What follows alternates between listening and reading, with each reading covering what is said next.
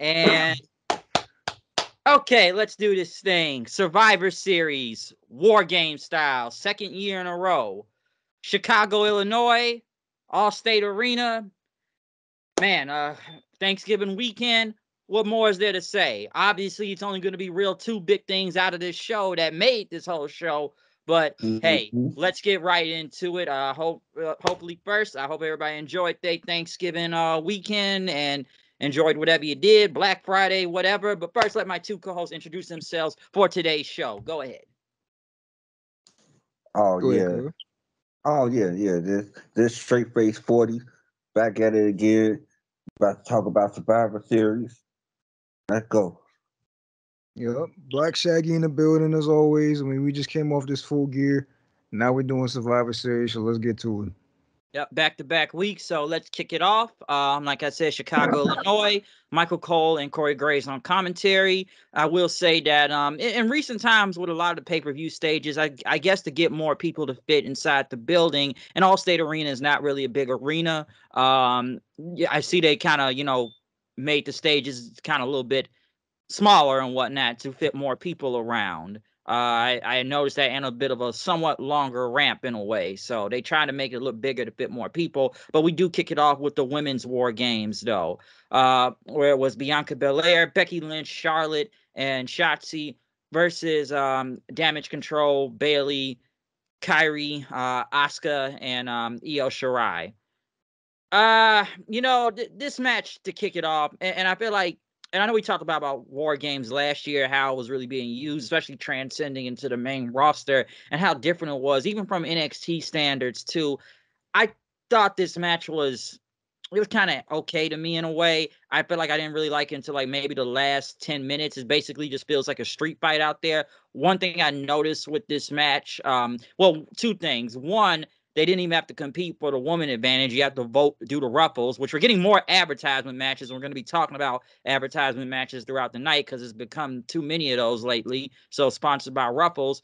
Also, I say it was mostly a street fight because I felt like every woman that came out of the cage ended up getting a weapon to bring in the ring, whether it be a trash can, kendo stick, steel chair, a chain, anything. Somebody was going to end up bringing a weapon in there.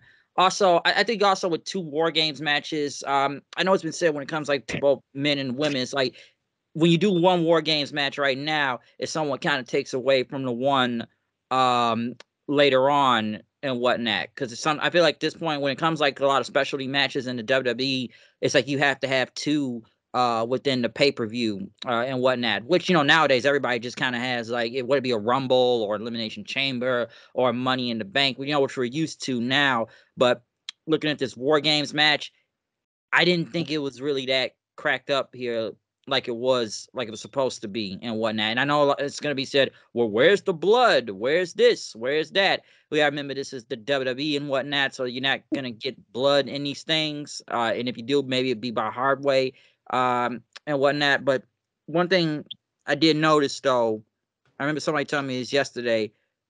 It's either like with the women's War Games match, some say it's more about it's like it's not equity because I think sometimes WWE thinks about equity of the quality of the match and try to focus more of equality and equity and whatnot. But the match itself, I think it wasn't. I think it got better near the end, like in probably the last 10 to 8 minutes of it, and the faces end up going over anyways, with Bailey taking the bullet from Kyrie as she almost got speared, and Bailey took the pinfall. So I'm sure sooner or later, Damage Control is going to end up turning on Bailey and kicking her out of the group. And this was a 4-on-4, so we didn't even get a 5-on-5 here. One thing you touched on that I do agree with, um, to an extent, is we don't need two War Games matches. Like I'm perfectly fine with matches like these kind of matches that are stipulation based, like Royal Rumbles, Money in the Banks, even the Elimination Chamber, where it's like you can have two because the women should get the opportunity to win the same thing the men do. But in War Games, it's more like Hell in a Cell, where it's like it's not a stipulation based match. The match itself is a stipulation, and you shouldn't have to force an issue just so we can get a women's War Games match, just so we can get a Hell in a Cell match. Like, I feel like whatever feud calls for it, we should get it, not just do it because, well, the men have one, so give the women one. I don't feel like this issue between all the parties involved not deserved, but I don't feel like it got to the level to where we need to do war games. You could have just done an elimination regular Survivor Series match for this, especially since we don't get those anymore for whatever reason. So, I mean, I don't know. Maybe they just didn't want people to get pinned, but I mean, but you're a creative writer. That's your job to figure out a way to do stuff creatively, as opposed to just forcing a 40-minute, war games match on here for the sake of it. That being said, though, I thought the match was fine.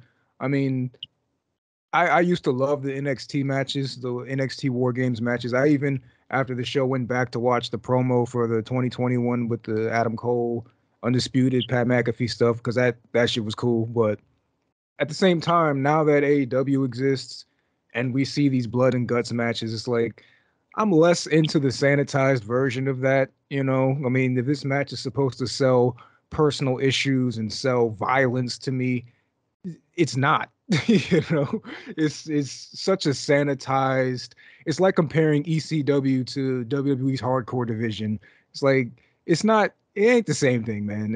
And that's not really their fault because that's just where we're at now. But at the same time, that doesn't mean I have to be into it.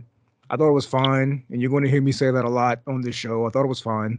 Um, it's cool. It didn't. I didn't really like the finish that much. I'll say that much because I'm like, okay, Bailey moved Kyrie out the way.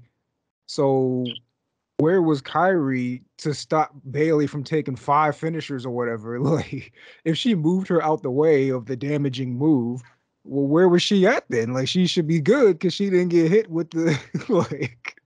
Well, Bailey takes all these finishers and gets pinned, and I mean that part of it, I guess, makes sense. But they needed to do something to Kyrie to make it because at the end she's just sitting there in the corner looking at all of this, and I'm like, y'all should have did something to her to make sure that Bailey could take all these moves in succession without somebody breaking it up. But otherwise, it was alright. It was cool. Yeah, I mean, I don't know.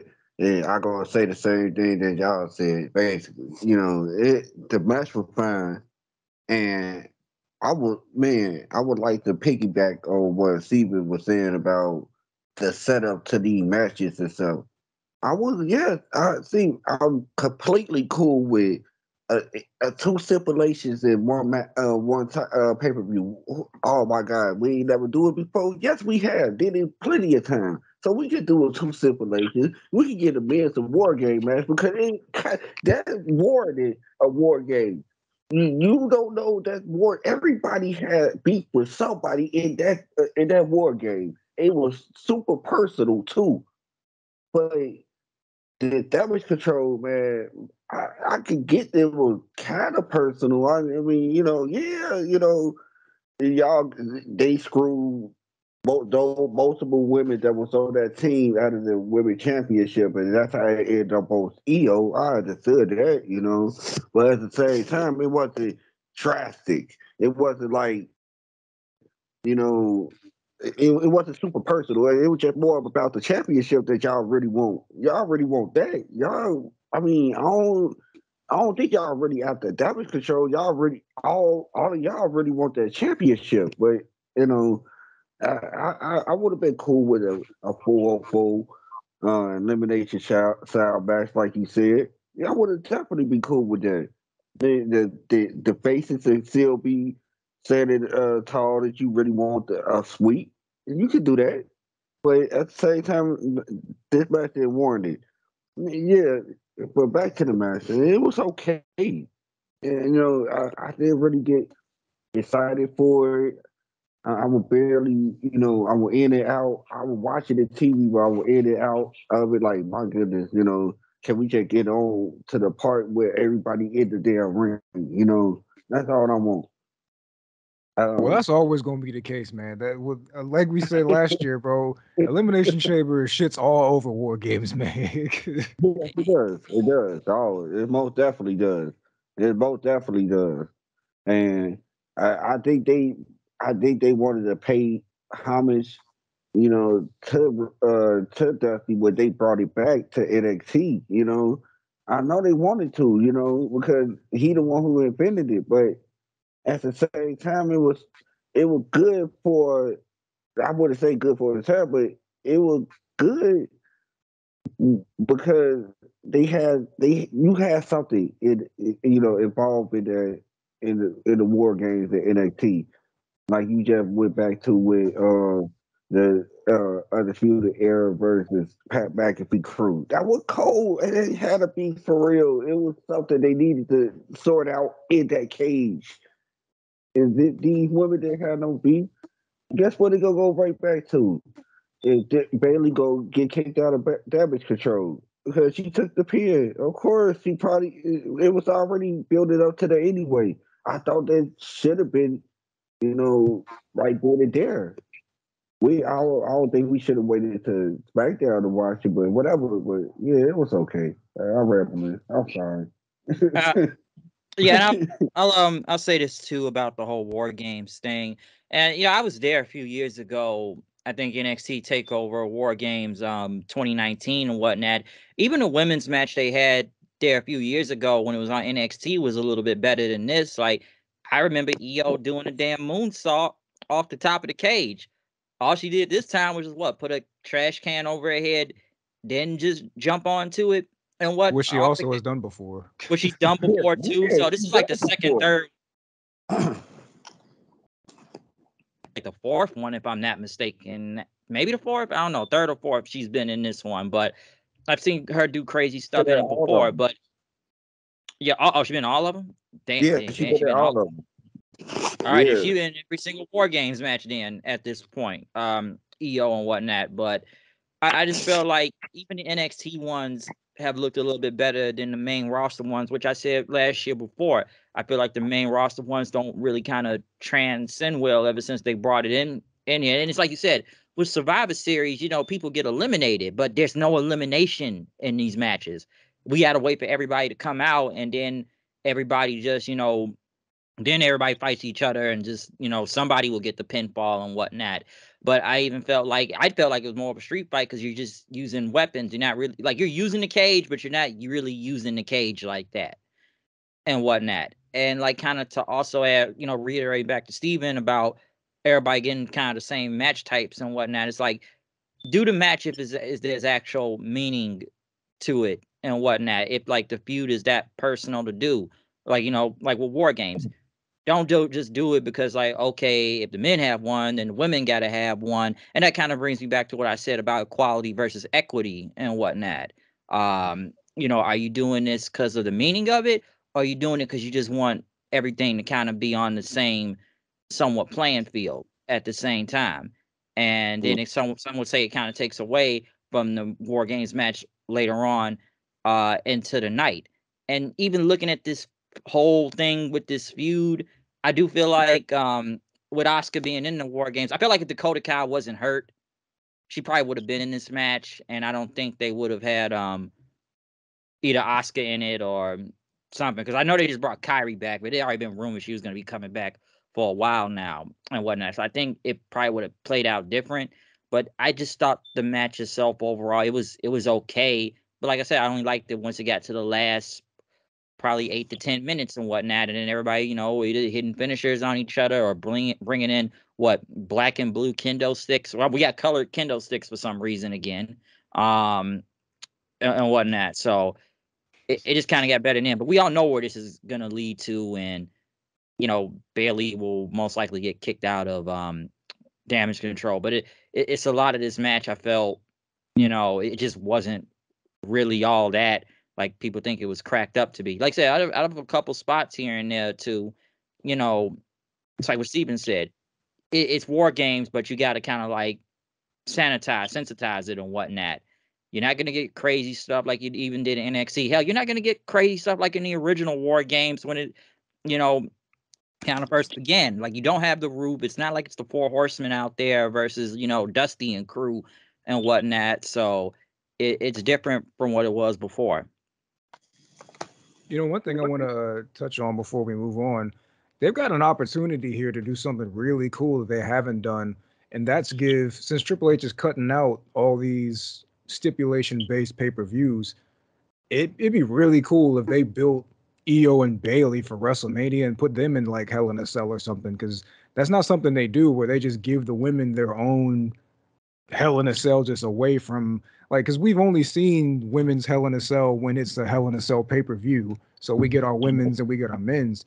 But it'd be real cool if just like at WrestleMania, they're like, actually, fuck all that. Just put Io and Bailey for the title, Hell in a Cell, and make that feel huge. Because this is exactly what they did with Sammy and the Bloodline, man. You've got to, we know what's coming, but we're still on board with the ride, and they've got a huge opportunity to make this feel big. Like whatever happens to make what we know is going to happen. That moment where they finally say we're done and they just beat the hell out of Bailey and she can become this big baby face again. Like the opportunity is there to do something really cool. I can't say I've got faith like other people do in Triple H to do something at that magnitude, but it's there, man. And if EO can hold that belt till WrestleMania, they is right there for him if they want to do that. And with the like the whole thing, I wanted to piggyback on what Bryce was talking about the equality and equity part of this. Like WWE and AEW, wrestling period. You got to know your fan base. You know what I'm saying? The fan base is not level headed like we are. I wouldn't say level headed. I'm not trying to disrespect nobody, but at the same time, it's a lot of guys who think like that, and they would have made an uproar if you didn't give the women they own war game. People would have tried to say all types of crazy things about the WWE. Oh man, they ain't getting the women. They wasn't thinking about the women and all that. So it would have went there. So WWE know, like, all right, let's just avoid that. Whatever you got, just put the women in the war games match. Whatever, even though it don't even warrant a war game or skip it, we trying to have that. We're not trying to have that type of backlash. That's the only. You could see it from their point of view because they a business at the end of the day. But at the same time, our point of view is the fan base point of view is like, hold on, this didn't need to be in a cage. Didn't make any sense. But I was just wanted to talk about that part. Like, I know how they think it. Like they needed to make a war games match for the women just in case any type of backlash when it came out. See, that's my larger point, right? Because then you should have the balls to do something crazy. You should put the men in the Survivor Series match and then make the women's match the only War Games match on the show. Show that you really actually care about that kind of thing, and just build the story to that point. And I'd prefer them do that. Like, have the women main event this show with the War Games match. I mean, I guess they couldn't do that because the whole Punk thing, but at the same time, it's like, I mean, if that's the mindset, then don't feel like you have to Oh, do no, both, Then just do no, one, but do it right. and see, but I ain't giving them that much damn credit now. I'm not, Oh, it would never no, happen, bro. oh Yeah, no, I'm no, not. I'm not giving that much I'm credit not, to put in the main event. Also, even I had to kind I'm of not, like hold no. on there. Like what I meant by I wouldn't give them that much credit. No, they don't care for real. I ain't saying they care for real, not at all. For sure, no. I ain't saying they don't care for real. They just want the backlash. They don't want the backlash. That's all. They don't care for real. That's why they do the whole two separate matches for the men and women. Because if they did, like you said, they really care for real, they would have did something crazy, like made it the only War Games match. You know, not in the main event, like you said, but it made it the only War Games match if you really care. But they don't care. They just don't want the back. They just trying to appeal It's like what Kyle said about the fan base and whatnot. You're trying to appeal almost like to a certain margin of people that aren't really a bigger percent of your original fan base and whatnot, and you're trying to appeal to them I instead of think that focusing on exactly. the, you know, how can I say, larger half.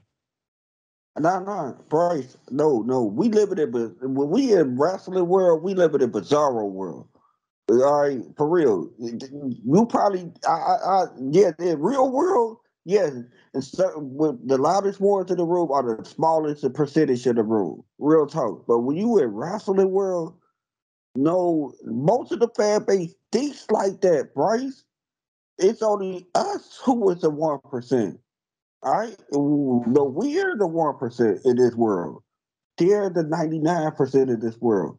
I promise you this. If most of the fan base thinks like that, they would not. They would go crazy if it wasn't a war games match for the women. I promise you. Oh no, I've seen stuff like that on the internet before. You're not lying. I see, and no, shoot, I seen it in real life. Where for somebody we would have a talk, and then they would like, man, yeah, the WWE, they don't really care about the women's division like that. You would look at them crazy, like, man, hold on, time out. Rhea Ripley ain't going crazy right now. Like, what is this? Like I just sometimes in this wrestling world, we live in a bizarre world. Real talk. All right, we are the 1%. They are the 99%. Not like how it is in the real world where people who do the loudest talking are the 1%. Nah. The people who do the loudest talking are the 99% in this world.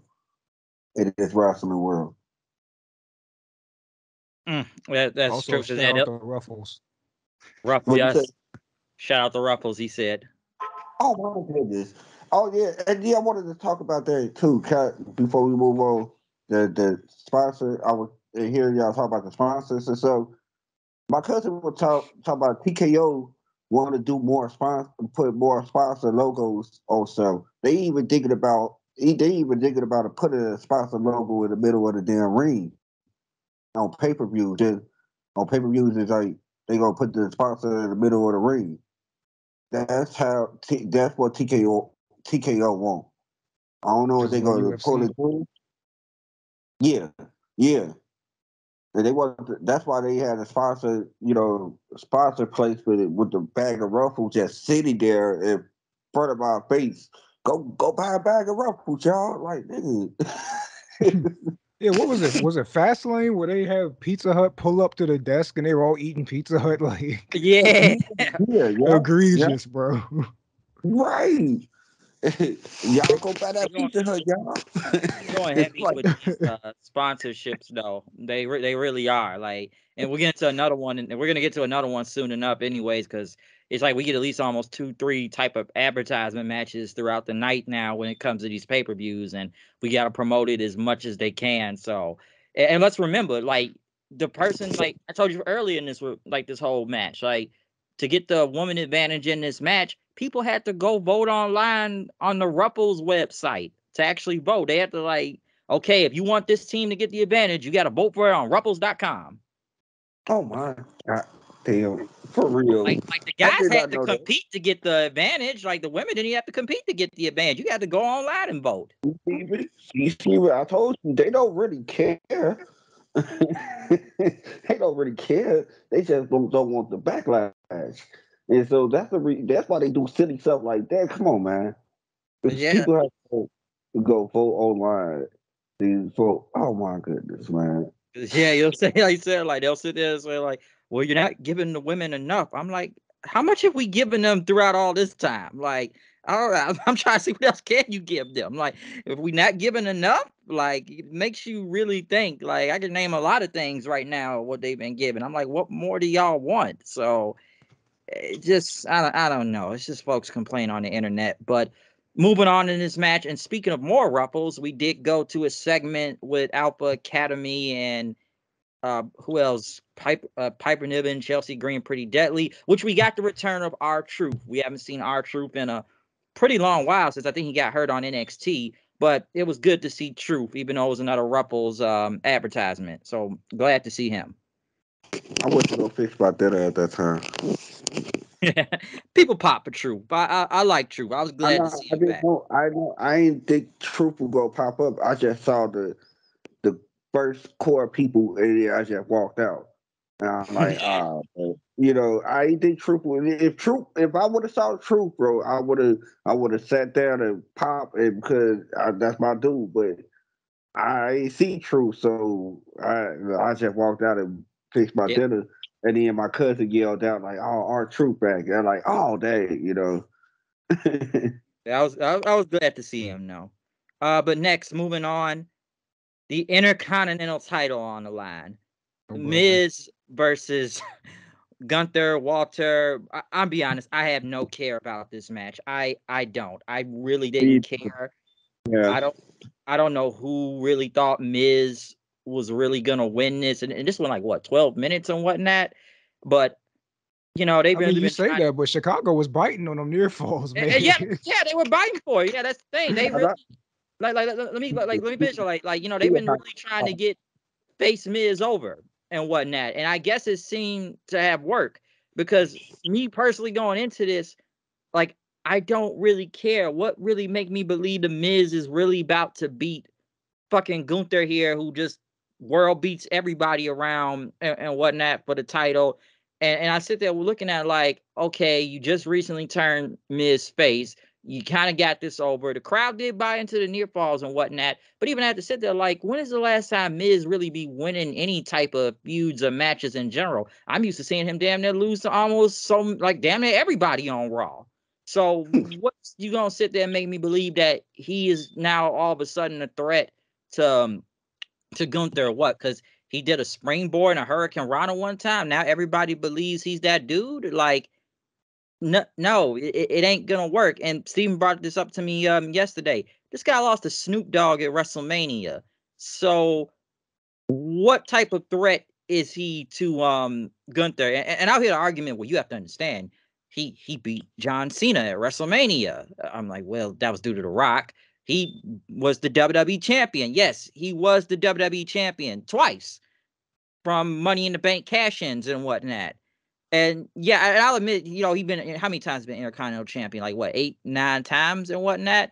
It's like I'm not gonna try to go through a history of feuds with the Miz or like the last probably great match he really had like that. I will say his feud with Ziggler, I think that was a 2016. No, with him was really good for the Intercontinental title. But I don't know in recent times. If you can name it for me, please go ahead. But I just sat there going into this like I'm like, we all know Gunther's gonna win. Like the crowd, yeah, they did kind of buy into it.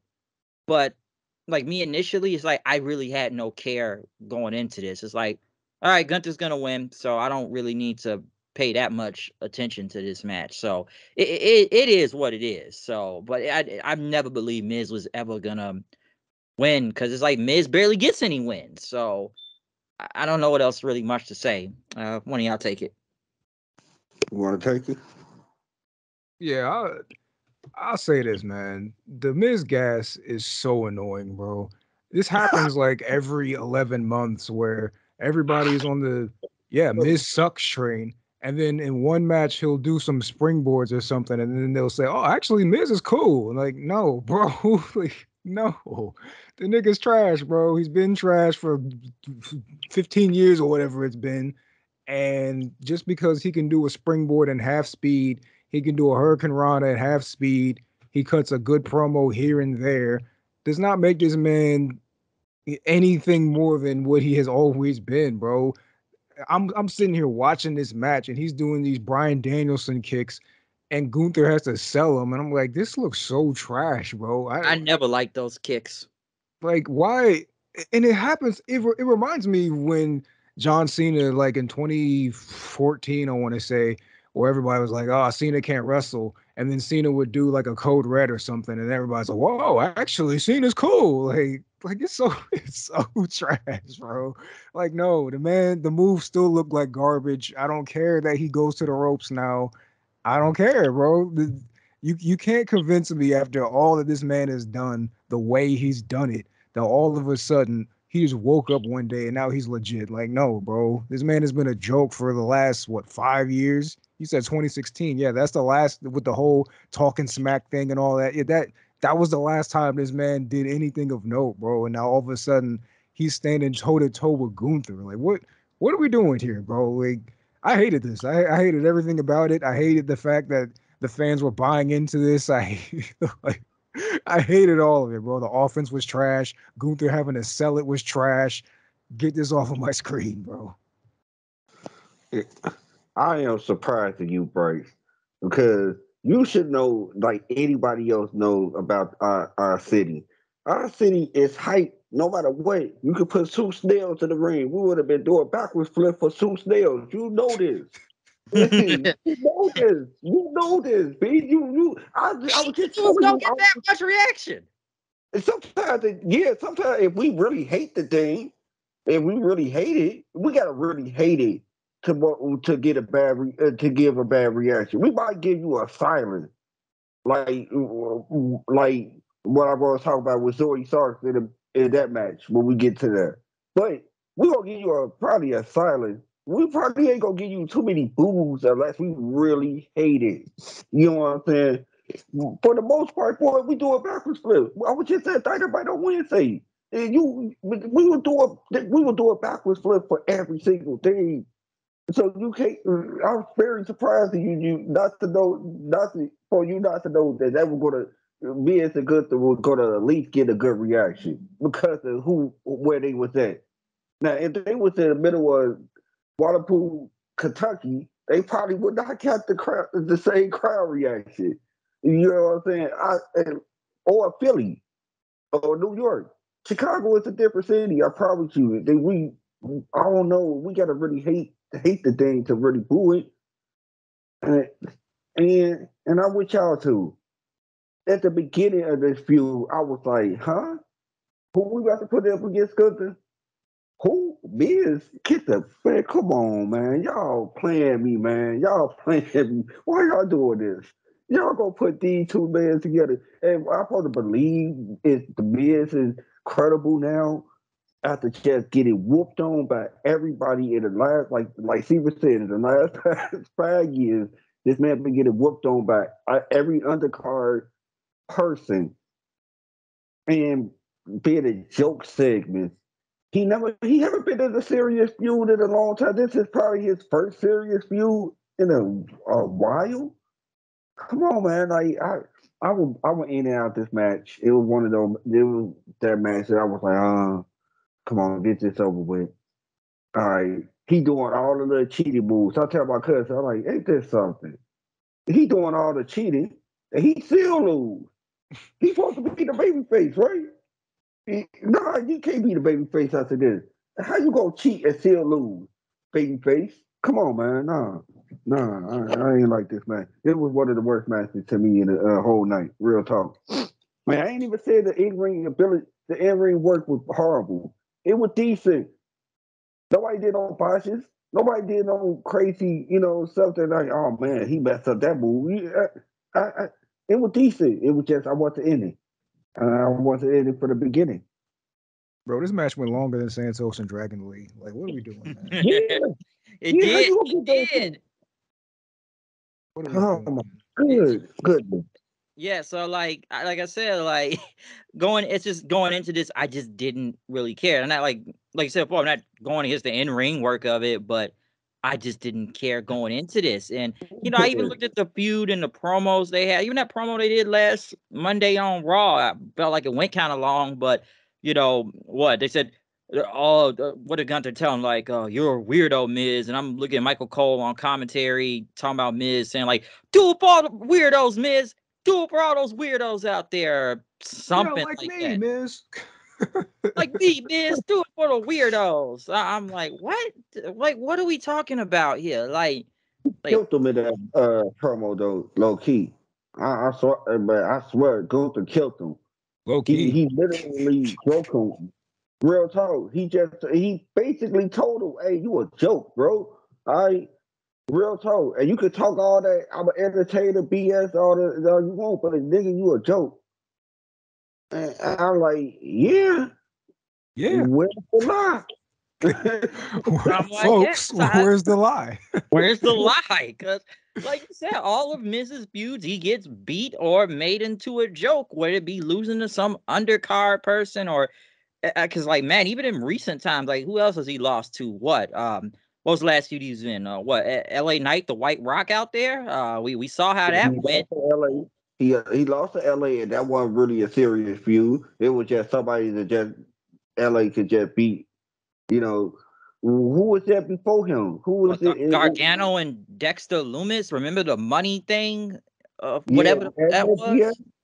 right. Another joke feud. You know what I'm saying? Like, well, what is this? What is this? Like, you supposed to make me believe that this guy right here. And that's why I'm like, man, it got to the on Monday when they were doing that feud. I mean, that promo. I got to the point that you wanted the sister character to come out. Like, man, he already did. Stop. It's like that's how bad that promo was. Like, oh my god, stop, man.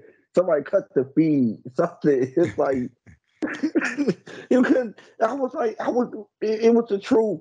It's always going to be the truth. It's not going to ever change.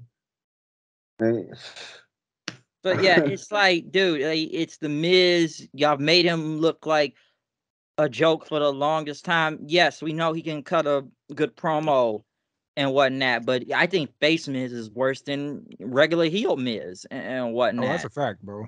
Like face Miz was never really that good, even in whatever face Miz feud he had. Like, cause I'm trying to even remember a face Miz feud. What Shane McMahon? Like, does Shane anybody McMahon, remember yeah, that? Oh my yeah, Um, gosh, bro. that was the yeah, most recent, was it? That's the and that most was like what recent a few face years turn. ago. That was a few years ago and whatnot.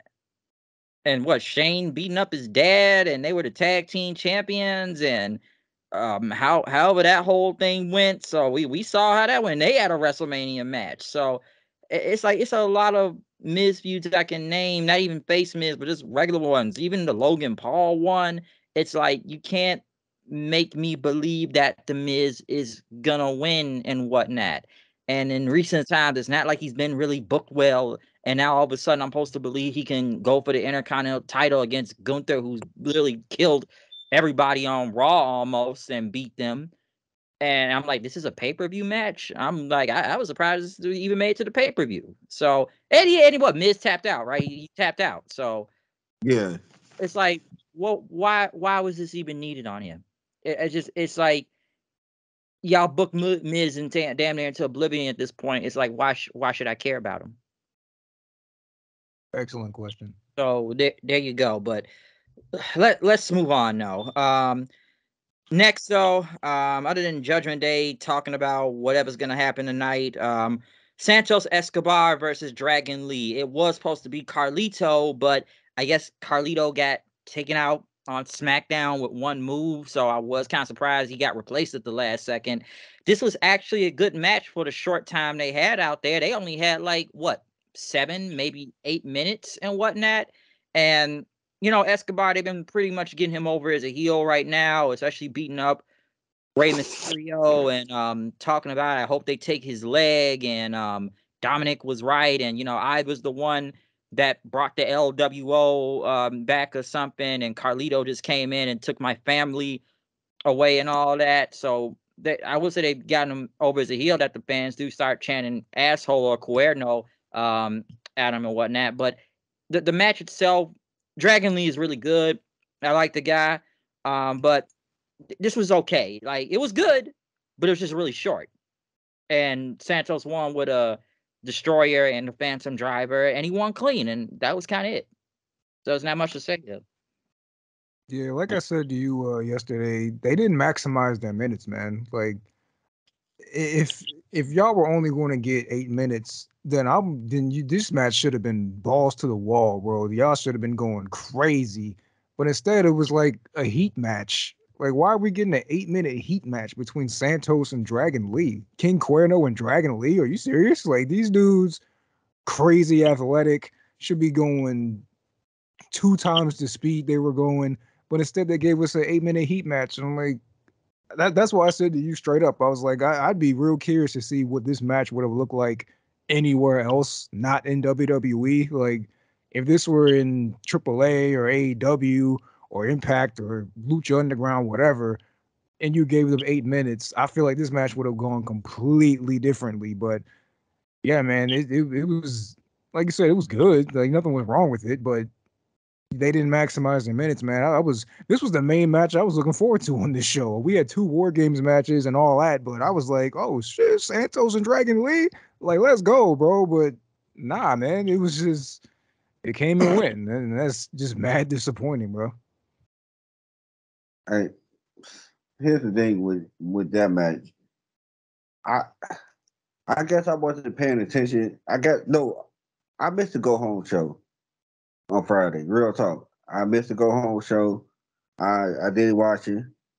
Um, I just felt like I just felt like I didn't need to watch it. I don't know why. It was one of those things, and I didn't know that was going to happen. So when I heard about it, my cousin told me about it earlier that day. I was kind of flabbergasted because I was like, "Whoa!" So we gonna get a match, a heatless match between two of your two of your rising stars.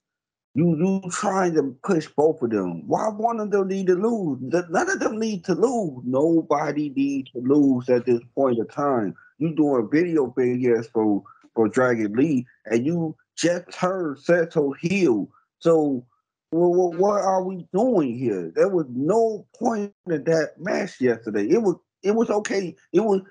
I just wish they had more time. I guess that's the whole subject of our whole thing is that we wish they had more time. But I just felt like it didn't need to happen because it was two rising stars that they still need wins, and then nobody needed to lose at this point in time. See, that's an excellent point, man, because it with that point in mind, then I feel like you would do more to make both guys look good because yeah, you're right. They're 2 guys at the same time they're trying to push, and if one has to lose, then you got to make them look as good as possible. Like when Shelton Benjamin wrestled Shawn Michaels, like nobody says like, oh, Shelton Benjamin got buried or anything. Like nah, bro, that match was crazy. The finish was crazy, and he looked good in defeat. But this didn't make Dragon Lee look good in defeat. Like Mm. he just got bodied for 8 minutes, and then it was over. Like if you have it in mind that well, we're trying to protect both these guys and make them both look good, why didn't even if it wasn't going to get more time, why didn't whoever produced this make both guys play to their strengths? Like it's so weird, man. I just don't even get it. Like we didn't accomplish anything with this match. Dragon Lee wasn't even involved in the feud until this week, and like, so it's not even like he got a win over somebody. Like it's not like he beat Carlito. This proved nothing for Santos, and it did worse for Dragon Lee. So yeah, I don't even know why we did this. And I guess they didn't want Carlito losing either. So it's like, okay, let's take Carlito out and we'll just put Dragon Lee on there What? and whatnot. So it's like it makes you wonder though. It's like why have Dragon Lee? Because like I guess they didn't want Carlito taking an L. Also, they didn't want him taking no L. Man, that's what he there for. That's what he there for. I'm sorry, Carlito, Prairie and Cool. That's what you here for. All right, you are here to put other people over. Your days are over. You could be the Intercontinental Championship or the U.S. champion, but you ain't about to be nobody big. But we got also, but Kyle, No. another thing we got to remember too is like he did just get back. But still, that's what he there for. That's what he got signed for. I promise you, Bryce. You think what's the ceiling for Carlito right now? What is his ceiling? That's facts, bro. But yeah, and that's true. Other than the mid card titles, like it's not like he about to win the world championship or something like that. I get We that. got Like, yeah. we got two raw clays right here. Dragon Lee, Santos, they selling into the roof right now, through the roof. We don't even know where they selling stops at. Let's just see where they selling stops at. We know where Carlito is. We already know. He could have took that. I was looking forward for him to take that deal. Right? Real talk.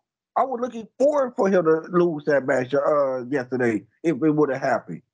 Well, yeah, especially to get About it heel all week. Santos over. Yeah, especially to Yeah, get the heel Santos over. Yeah. yeah. So that's what he there for. That's what he signed that contract to be there to put over the younger side. You ain't And, there his, to and let me add this also. If they didn't even want drag, if nobody even want Dragon Lee to lose, also couldn't they just have Santos beat one of his like whoever's left in the LWO at this point? oh you talking Mendoza or DJZ. Like, could he have just beaten them and do that instead of beat Dragon Lee? Because, like I said before, Dragon Lee you don't want losing, given that he just got to the main roster and they've been really kind of hyping him up lately, and they've given him a few wins already. So they look at him real big. And like I said, I know you said Carlito should have lost here, but like I said before, there's a reason why he got replaced out of this match at the last second, because they don't want him losing either. So they could have just had Santos beat either DJZ or Mendoza over there and gone on with it and whatnot. Because it kind of reiterate what Steven just said, like, yeah, this was like a short heat match that you could have just put on SmackDown. It's not like these guys did anything crazy. If this was any other company, hell, I've seen Dragon Lee in New Japan do a whole bunch of crazy shit. Okay, so I would have expected that to happen, but we didn't see that here. So, yeah, I get they want to get heel Santos because it's not like Rey Mysterio's coming back anytime soon to face Santos until his leg is healed. So, there's a reason why they're just trying to build something right now until whenever they get to that match. But it's another way they probably could have gone on from this than just having Dragon Lee losing like 7-8 minutes.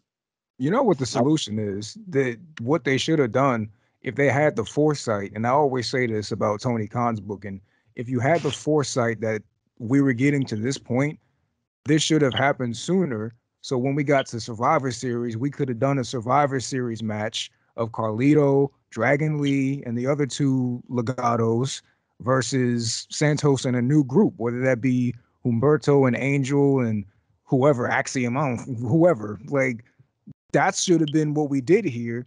And then we could have gotten to Carlito and Santos as the last two. And then maybe Santos cheats to win, or he debuts a new member of his new group that costs Carlito the match. Like, you could have done so many different things here that was not this, you know? And I know they say, oh, booking is hard, it's easy to book at home. But at the same time, it's like, well, when stuff makes sense, it makes sense. Like, why, if you knew this is where you wanted to end up, why didn't we have the forethought? Because what are Angel and Humberto even doing in NXT? Nothing. They're facing Tony D and them, and they're going to lose. So you could have easily just said, never mind on that. Have them with Santos now, his new group, immediately, and we could yeah. have done that. Like, and this would have been quite the spotlight for him. Survivor Series, Chicago, 17,000 people. Let them show them what they can do, but they didn't do any of that. So I it was fine, but I can't say I was really into this either, even though I like both guys. I wanted to piggyback on something you had said. I think before we had started recording, you was like, it was like a little flyback comment too. You was like, I'm not really on board. It was something that sort. I'm gonna paraphrase. You're not really a board on Triple H booking like everybody else. And I wanted to piggyback on that. At first, earlier I had disagreed. I would disagree, in my thoughts. I ain't really verbally disagree.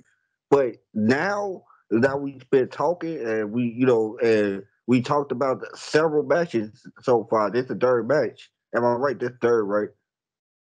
This third match, right? Yeah. Yeah. Yeah. We're in match 3. And we on match three, and we had something to say about all those matches. It's kind of like H is doing okay-ish. I ain't saying he's doing a bang up job, but this is one of those bright spots that you look like, this is bad right here. This is bad, and it's gonna stand out like a sore thumb. This like you had several opportunities to fix this, and you give us this. Like, nah, that's kind of unacceptable to me a little bit. It made it look like he didn't know what he was doing at all, and it kind Facts. of made Oh yeah. yeah, that's true. Because like I said, Triple H's booking is like iffy in several ways and whatnot. But everybody likes to say he's a master booker now. All of a sudden, especially after this pay-per-view, I heard so many people say that, and we'll get into that later. But that you got to question it, like we're questioning it right now. about some of his booking, and we've done it before. Like me and Steven have questioned a lot of his booking and whatnot in recent times, and even a little bit before that too. But you know, like I said before, everybody, I feel like there's a lot of people trying to kiss his ass right now and saying he's a master booker all of a sudden, or he saved the company, or some type of crazy stuff, which I don't really believe that all the way. Because even when the next match we get to, you know, it's going to be questionable and whatnot, and you know how it could have been booked better, like we're doing right now with this match. Even throughout this whole pay-per-view, and like I said, we're going to get into that, but I do feel like you know, all his stuff is not as cracked up as everybody says it is. It's just people just, it's just fans just like, oh, we don't have Vince right now, so we can't blame him for anything. And if they do try to blame, they'll blame creative, but they won't actually blame him because, you know, they're used to blaming Vince. But now it's like, you got to blame him. Niggas just scared to blame him for some reason. But Well, that's go ahead, to Bill. say. Oh, my bad. I'm sorry. I'm sorry about that, team. It's just gonna be quick. Go ahead. It's the same. It's the same thing over there at AEW though. You know what I'm saying? They point fingers at everybody else, but they won't point fingers to the man who got the pen in his hand. Like for real. I know I do. Yeah, well, I do all the time. I blame Snowman. but it's like I think the WWE fans are, are thinking the same way. They want to point fingers at everybody else. They want to keep Triple H in charge because some of the, even though we questioned, some of his booking, but some of this stuff we would rather see than anything else. So they would rather see these matches than go back to where we was before. So I think that's the reason why they hesitated to say anything because they they don't want anything to change. Like, oh, okay, if we complain so much, people might be, the TKO might, look at it like, oh man, we gotta get this nigga out of charge. you Shit, may know, be there in the future. Yeah, it might, but here's the thing: he's the best bet right now. It's like right now at this point in time, who else will we go pick up right now to make a, even a decent wrestling show? Because Sean, half of the time I go to sleep, so it's like it ain't really good shows. It ain't like it keeping my attention. So it's like who else right now? Right now, I just think until they can find somebody else, Triple H is the best bet right now. see that is Shawn Michaels. It is definitely not Shawn Michaels. Because everybody likes to praise him for NXT. I be seeing that a lot nowadays. Like, they try to praise him a lot for NXT right now. Hey man, Shawn Michaels he's in my GOAT conversation. So no disrespect to him, but after watching this week's NXT, bro, with Von Wagner sitting down with the sausages and Robert Stone, and then the Italian restaurant with Tony D and all that, and all the women in the backstage locker room being catty at each other, it's not Shawn Michaels, bro. The mafia people, the women, the Chase U controversy. Steven, I promise you, that's every week with that, bro. I ain't gonna lie to you. When it comes to WWE programming, I watch it weekly. You know what I'm saying? I might fall asleep on some of the shows, but I watch it weekly. At NXT, when it comes down to the women, it's either you gonna get serious matches, but the backstage segment, they all gonna be catty towards each other. I don't like this girl, I don't like this girl. Ooh, like, what is this? What is It's high this? school, bro. I swear. But the crazy part, but the crazy part about it, that some of the women they use for those segments, you would say high school, you would be like, man, hold on. Wait a second, they would use the Carmen Electra, and that girl's in 30 something. Why we got her being so catty, sort of like this, man? Like, why we got her looking so childish? It's like, oh my goodness, it's just, ah. Yeah, so like NXT sometimes they say with the women, or like you said, the mafia people, or the Chase U controversy. Everybody, there's a big scandal at this school now. Like, like where is this going?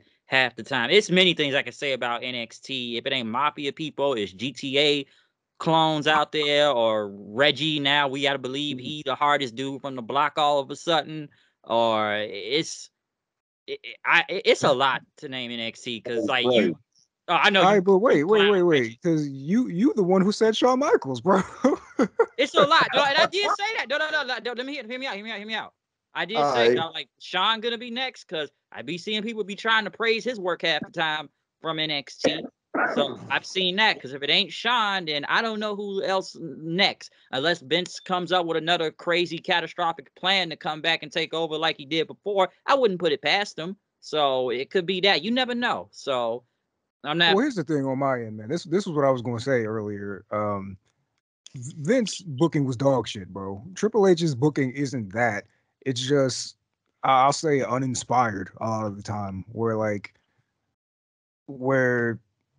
he doesn't go with what the best option could be, right? With like we were just saying, with what they could have done with Dragon Lee and Santos, or what they could have done with this damage control story.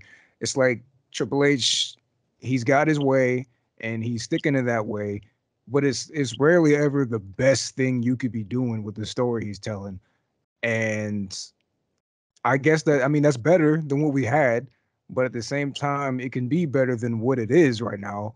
And I don't know, maybe he needs more because he's still got the same people cooking in the kitchen with him. Bruce is still there and all of that. Like maybe he needs, It's Punk all is coming in now, right? So maybe more creative minds to help stir the ship in a way that we can get the better version of the all right stuff that we're getting right now. Yeah, because even I could say a lot of things about Raw half the time of where, like, I don't think Raw is even that good a half time because I like how everybody tries to tell me now, like, oh, the shows, quality's improved tremendously on Raw, and I'm like, what in some doses? Like, all is it every week? Because I half time I don't think like Raw is like hit or miss half the time. it It's like really is. It you make really it is. get something good, but then there's a lot of bad on it at the same time, or just stuff that either doesn't make sense, or I think I've said it before. And I know Judgment Day are one of the hottest things right now, but even I said, like, do I need to see Judgment Day in almost every segment on Raw for the next 3 hours? Like, I was kind of getting annoyed at one point because I'm like, I don't need to see these niggas in almost every part of the whole show. Like, I get No, it, Rhea they're hot, Ripley is the hottest thing right now. It's not Judgment Day. but no, like it was one episode of Raw where like every single member was at least in like almost every multiple amount of segments, like literally through the whole night. Yeah. So that's how I felt about it. But move on to the next booking thing, I guess, or the next match here. Another advertisement match brought to you by Slim Jim. Snap into a Slim Jim. New Day drives a Slim Jim car, but now the next advertisement match: Rhea Ripley versus Zoe Stark for the women's title. You know, look at this match. Like it wasn't bad and whatnot, but it's like in my mind going into this is like, well, we already know Ripley's gonna win, so it was really no surprise there. And I feel like the crowd, like they were in it, but there were parts of the time where I felt the crowd was kind of quiet throughout all of this match. And I know it's a conversation to be said about Rhea Ripley's title reign, especially when it comes to her opponents throughout her time. Because yes, Ripley obviously is dominant right now. Rhea Ripley is very over. The people love her and whatnot, even though she's a heel. So she's like one of the hottest things on, in WWE right now, especially on Raw. Stark, I like Stark.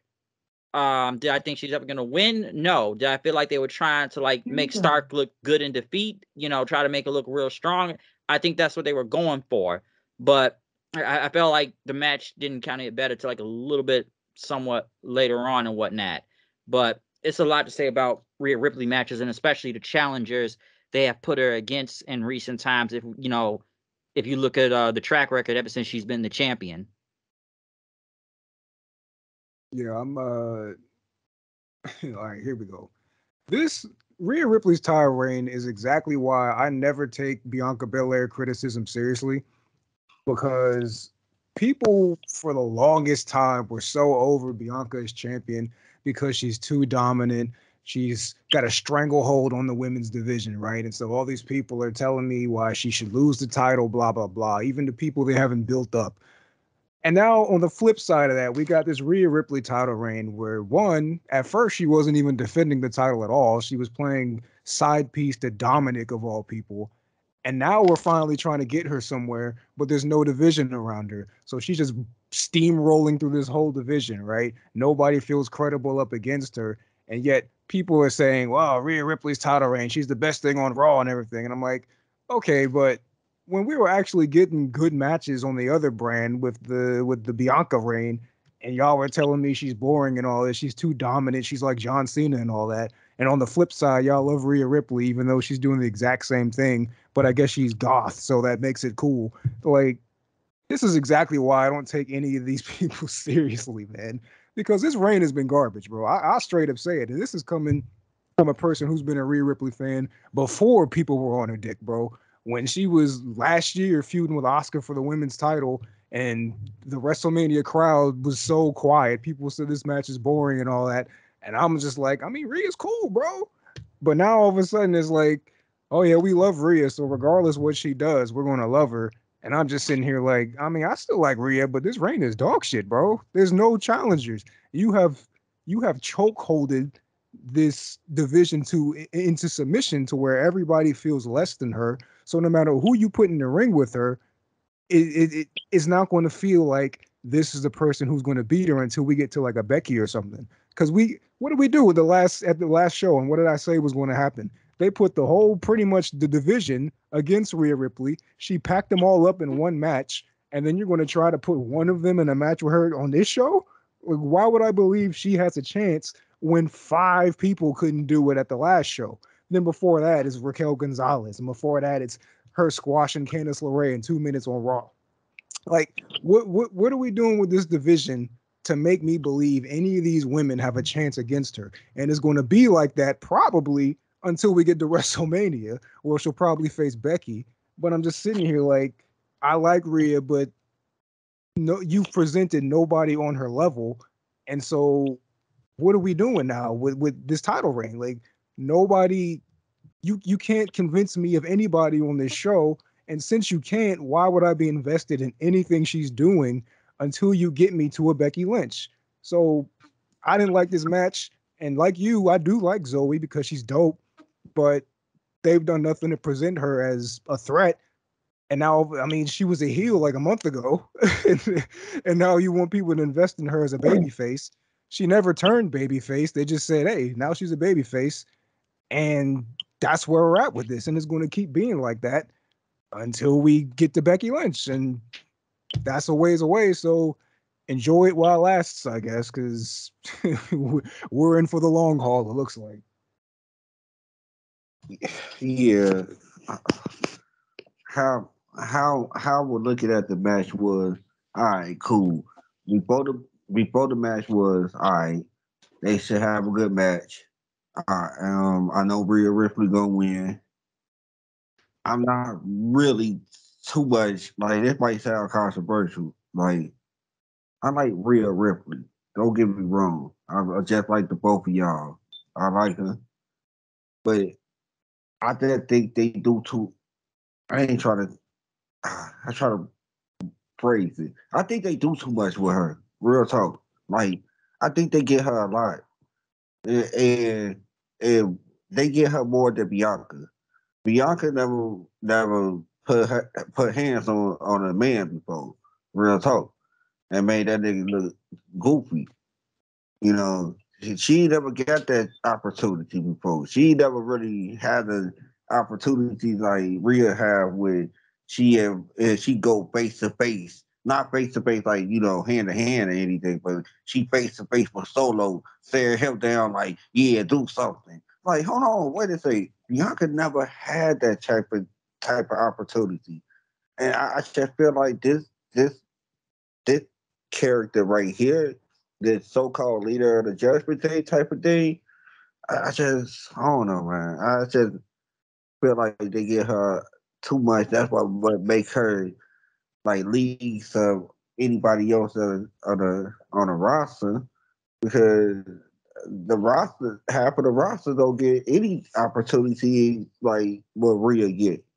When she gets to go face to face with guys, people making deals with her. you know, they making her seem like she was like bigger than the whole group. At one point, I know y'all was hearing the rumors. At one point, they were going to actually take her out the Judgment Day because everybody felt like she was bigger than the whole group. And I'm like, I wasn't feeling that because it made it just seem like people like Damian, no, not even Damian Priest, people like Finn Balor.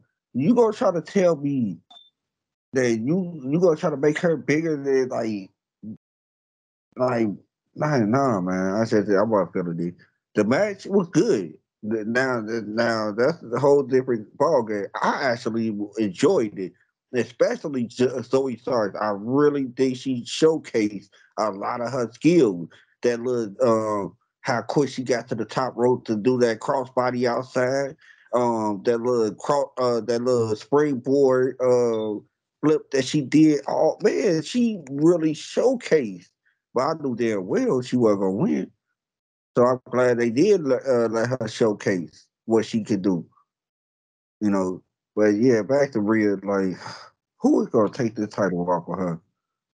Yeah, Seriously. that's true. And kind of reiterating what Steven said about challengers, it's like who is really about to do this? Because they made Ripley look super dominant, obviously, and just like, and you look at some challenge, you just just literally just mollywop right through them.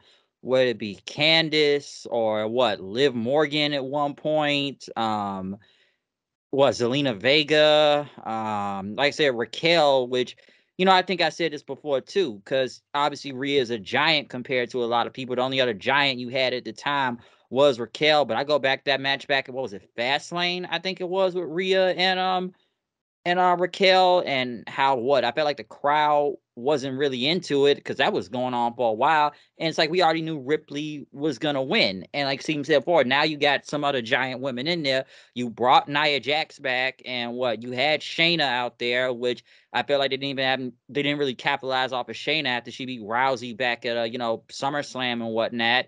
And I'm trying to see who else was in that Fatal Five Way, because Starks was in it, and I'm trying to remember who else was in that Fatal Five Way back at the That's it. last. It's That only was it. five. Okay, yeah, it was only five. Yeah, you're right. But yeah, Ripley beats them, and now it's like, okay, we're gonna try Starks by herself, and no, we just knew it wasn't gonna be that. And when it comes, and even with Triple H, you want to go back to booking and whatnot. I know it's not NXT, but it's one thing that I think he likes doing, and we've seen this with past women's champions, especially NXT, about having long dominant title reigns and whatnot. Except in this case here, this one ain't been all that. It ain't. Okay, and even when you look at it, Rhea doesn't even have to defend the title almost all the time. She's just mostly more involved in Judgment Day business, or like even Kyle said, trying to almost act like she can go toe to toe with the guys, like going against, like, she's not China. Let me knock that out the way. She's not China. You're not gonna make me believe she can take on Solo. I remember somebody tried to tell me they were making a big deal out of it when she speared Kevin Owens through the barricade at Fastlane. Like, all right, okay, she speared through the barricade, but I wasn't, people act like this was like such a big deal, and it's like, this ain't nothing new I haven't seen before. But everybody act like it was like some type of game changing thing, and I didn't really see it like that. Okay, so I do kind of wonder, because it most likely will lead to Becky at WrestleMania. Hell, if I want to take a shot in the dark here, whenever they have, I guess, Jade ever, debut or whatnot, what did they try to do that? Jade versus Ripley. I doubt it, but I'm just taking a shot in the dark with that type of prediction and whatnot. Because right now, who's really next to really face Ripley like that? Because you already have her all over Raw. You have her with Judgment Day. You have her, trying to mostly be the leader, or Kyle said, make deals and just try to almost to go toe to toe with anybody on there. But I look at the rest of the women's division. Who else is really on there that's really some type of liable challenger to a title reign. Because even with at least with Bianca, it's like Bianca did have like a little bit more challengers, and yes, like Bianca was, she was still dominant, but they were like competitive matches out there most of the time with the opponents she had faced. A lot of Rhea ones have either been somewhat competitive or just something, not squash match, but a little bit close to it, and just destroyed him. Because like right now, it's like, who's really believable against Ripley right now? Like, really think about it. There's nobody, bro. So that's why, once again, you got to question the booking with Ripley right now, and how, like, okay, how dominant can we make this woman and whatnot? And even I think on one time, I don't know, it was like a year ago around this time, because like it's not like they about to have a start facing the dudes. I don't think WWE is crazy enough to try to go back to like a lot of other people trying to do intergender matches. Because I remember one time, I think it was around, well, didn't she like beat up? They had a whole match with her and Tozawa, and I'm like, Yeah. why is this a thing? Like, is this where we're trying to go to? Like, because like you're not, like I say, you're not gonna sit here and make me believe she can take on Solo. You're not gonna make me say she can believe and take on Owens or even half the guys in the company. Okay, like I've seen idiots on the internet like, she could probably take on Roman Reigns for the title. I'm like, dude, shoot yourself in the face for saying that shit.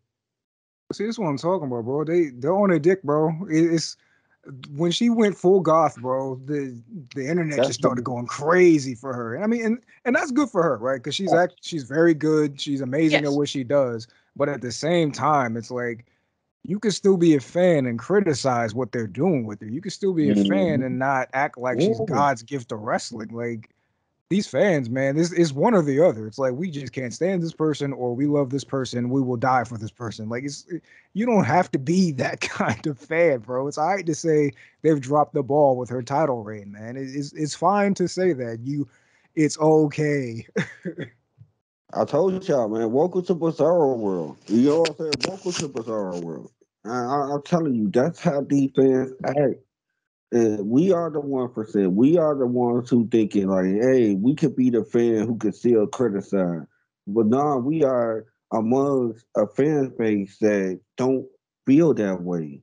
I just feel like I want to ask WWE, like, for real, like, what's wrong with some of these women that they won't push and they won't give some type of opportunity to? Like, I want to ask what's wrong with Indy.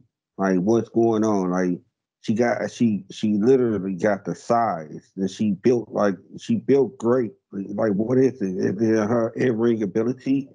What is it? Like, I don't understand with some of these women that I don't see on TV, and we got a dead roster who needs somebody else to be credible other than Rhea Ripley and Becky Lynch. You know, what's wrong with a constant push to Raquel Gonzalez?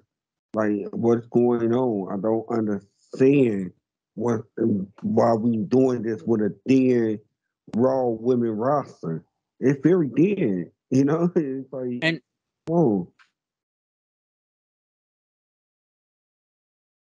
they tied 3 row one time, and I remember at least the last match they had was really, really good.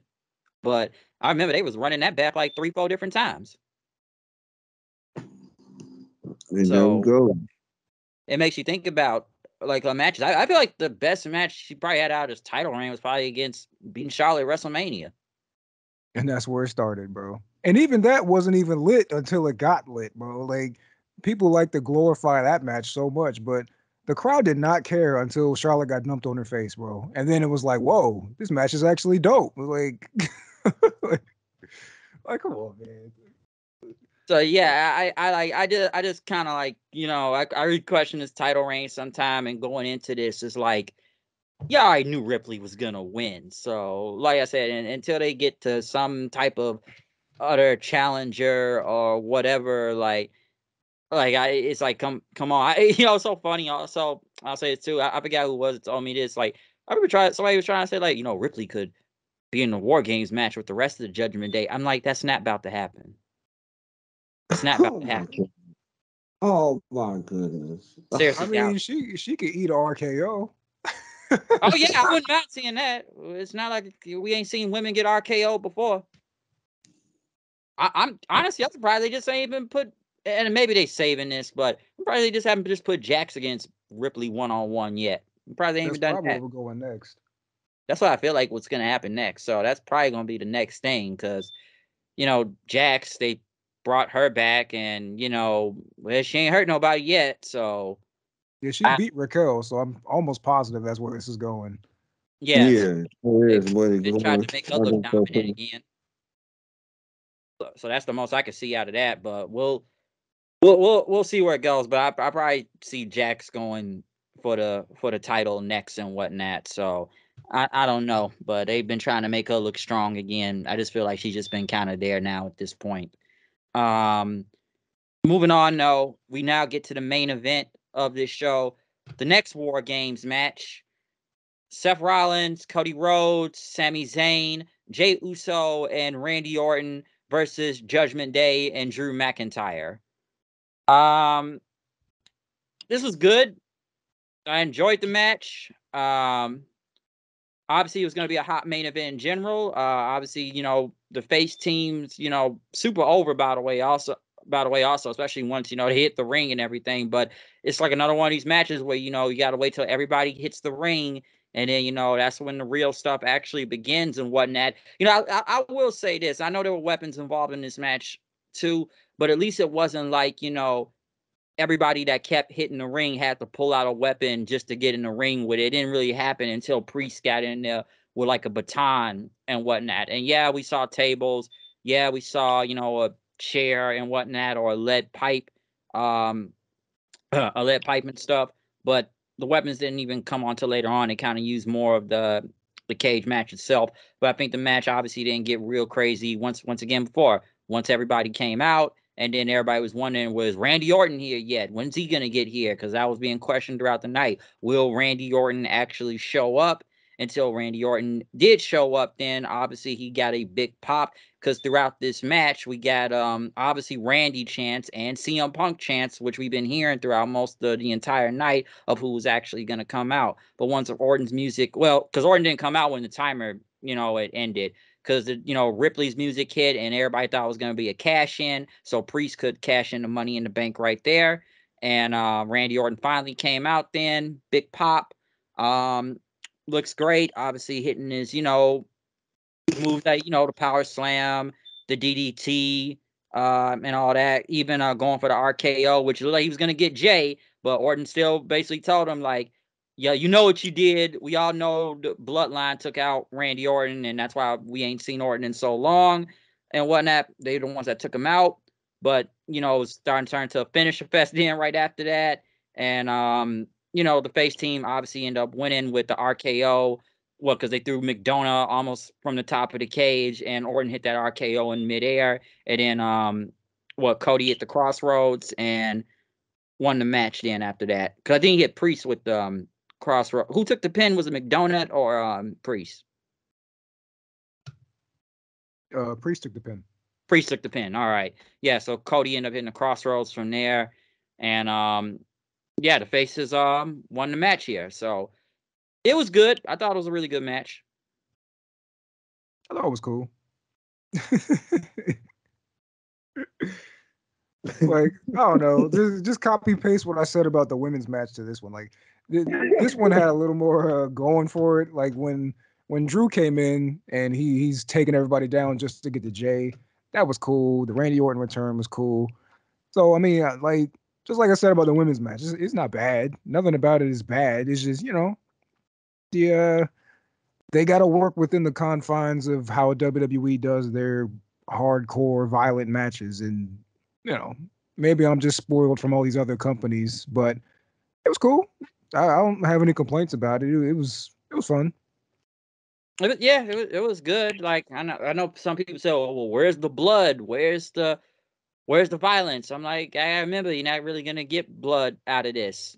I would like to see it, especially in this case, because of war games and whatnot. But nah, you weren't gonna get it. So it's like what Steven said earlier. It's like almost like a sanitized version. And I know you got to stay safe out there too. They don't want nobody doing, too much crazy stuff. But I would say at least do enough where it doesn't look, where you can actually really hurt yourself or do some stupid shit out there. Like, don't do nothing like incredibly stupid and whatnot. But it was good, so I don't really have that much to say. There was some cool spots here and there, and that was mostly it. And Orton got the big super pop when he came out.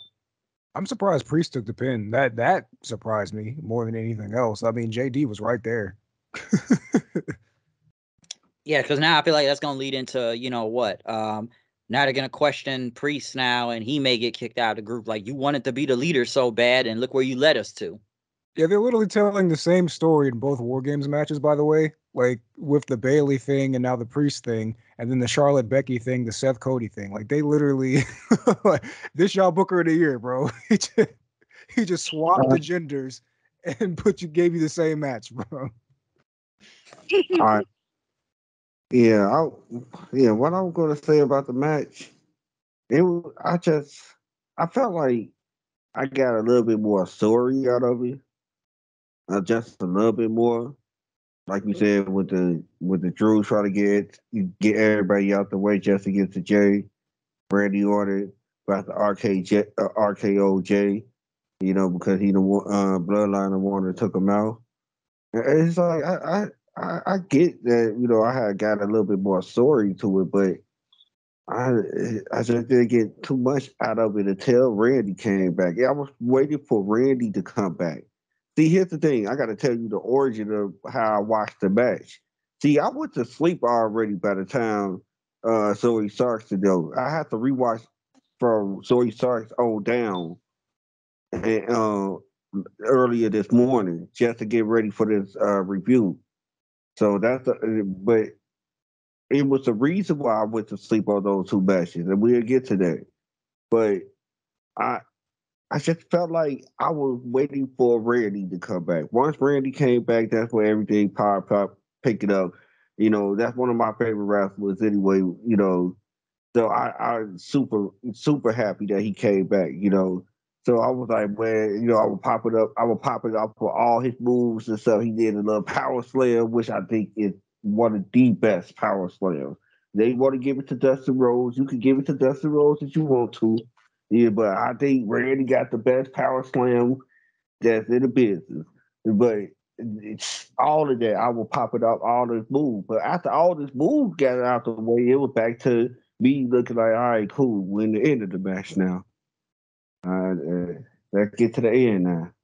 But yeah, now let's get to obviously the next meat and potatoes out of all this. After the faces won, they celebrated.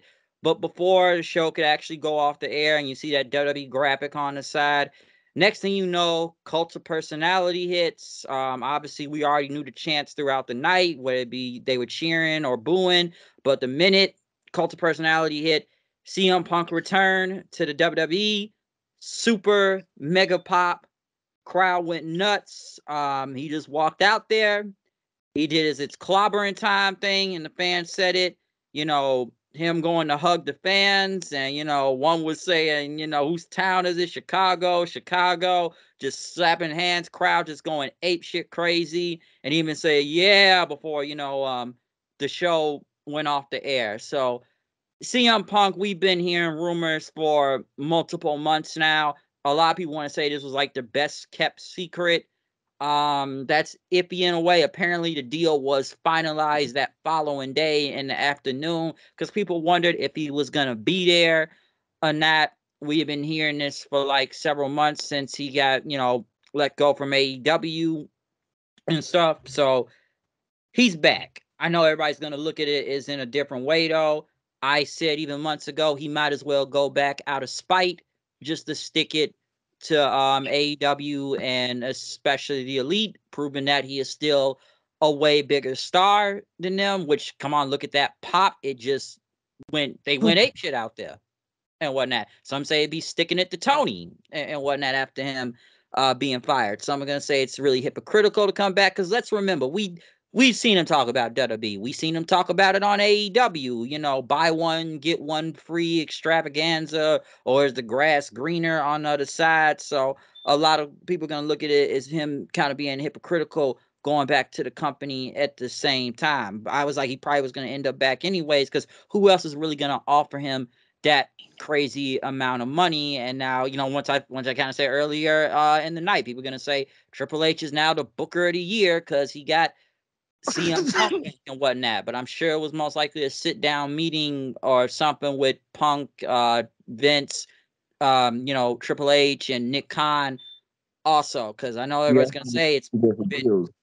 yeah, but like I said, it probably was a meeting that was gonna take a lot to get him back and whatnot. Especially, we already know why CM Punk left WWE many years ago and whatnot. And I think Triple H and him is like, we're gonna put business first and try to put our personal feelings to the side and try to move on from it. I believe he said that in that post conference. I didn't really watch a lot of it last night, but I know a lot of people been bringing a lot of quotes from it from before, talking about how this deal was going to be finalized and whatnot. So him being there, I was kind of waiting on it to happen, because I'm like, if it didn't happen that night, I give it to the Royal Rumble and whatnot. But I feel like they wanted to pull the trigger right now, given in Chicago. It's like, okay, you got Randy Orton, now you got CM Punk. So now it's like, hey, that's two giant returns, which was really the biggest thing out of this whole show. Honestly, that's what the people really wanted to see. They wanted to see Randy Orton and they wanted to see CM Punk, and that's what they got. And obviously, some would say that that's what made this whole show in general for Survivor Series, given Chicago, because they needed. WWE, they had to end it off with something big. It's not like you have Roman on this show in general, so they had to put his some type of big thing also. But what are y'all thoughts on it? That's kind of just what I said. I want you to go first, Steven, because it's like this special to me. So go ahead, you go. Okay. I'm not going to rain on anybody's parade. I'll just say one quick thing, because I for real could go into a long rant about it, and I know there's a lot of people happy and excited, so I'm I know I come on here and talk a lot of stuff, but I promise you I don't come on here with the intent on being negative about everything. So for the sake of not doing that, like I said, I'm not going to try to rain on anybody's parade. Punk coming back does make WrestleMania season more interesting.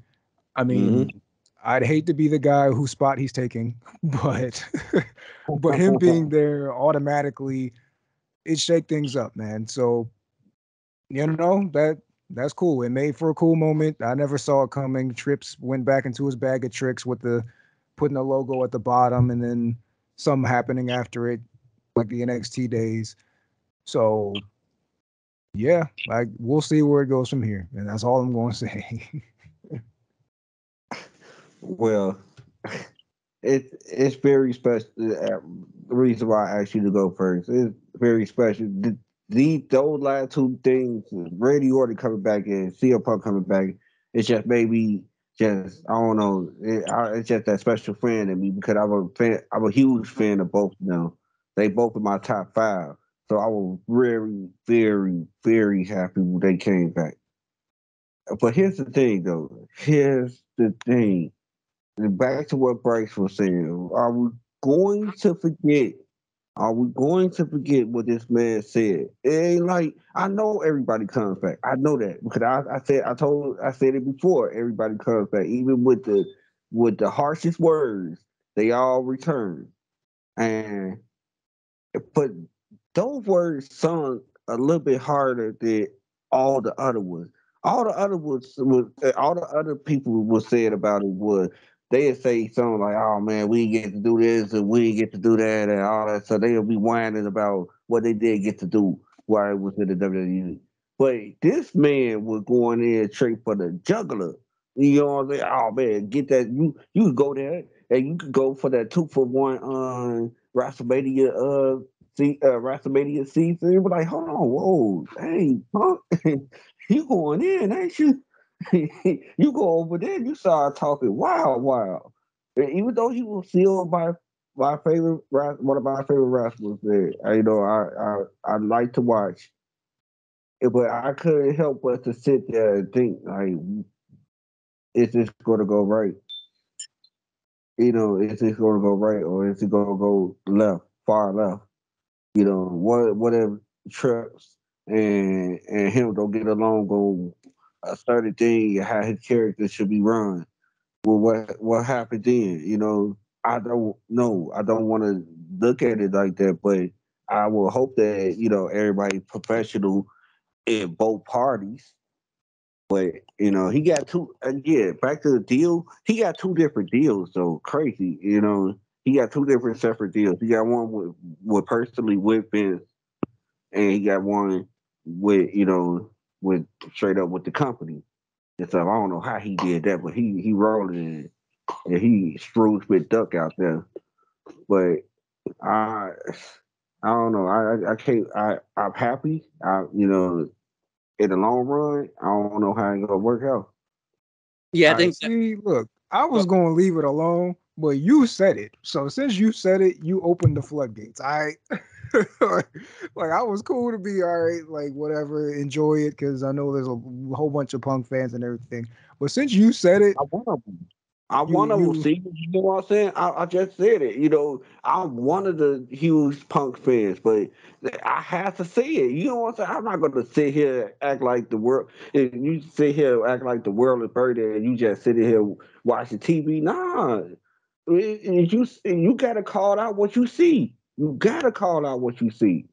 see that's And why I that's why I fucks with because you, bro. 'Cause will we have problems again? Like, we don't want to see the same outcome like in the last company, but will there be problems? Will it go left again and whatnot?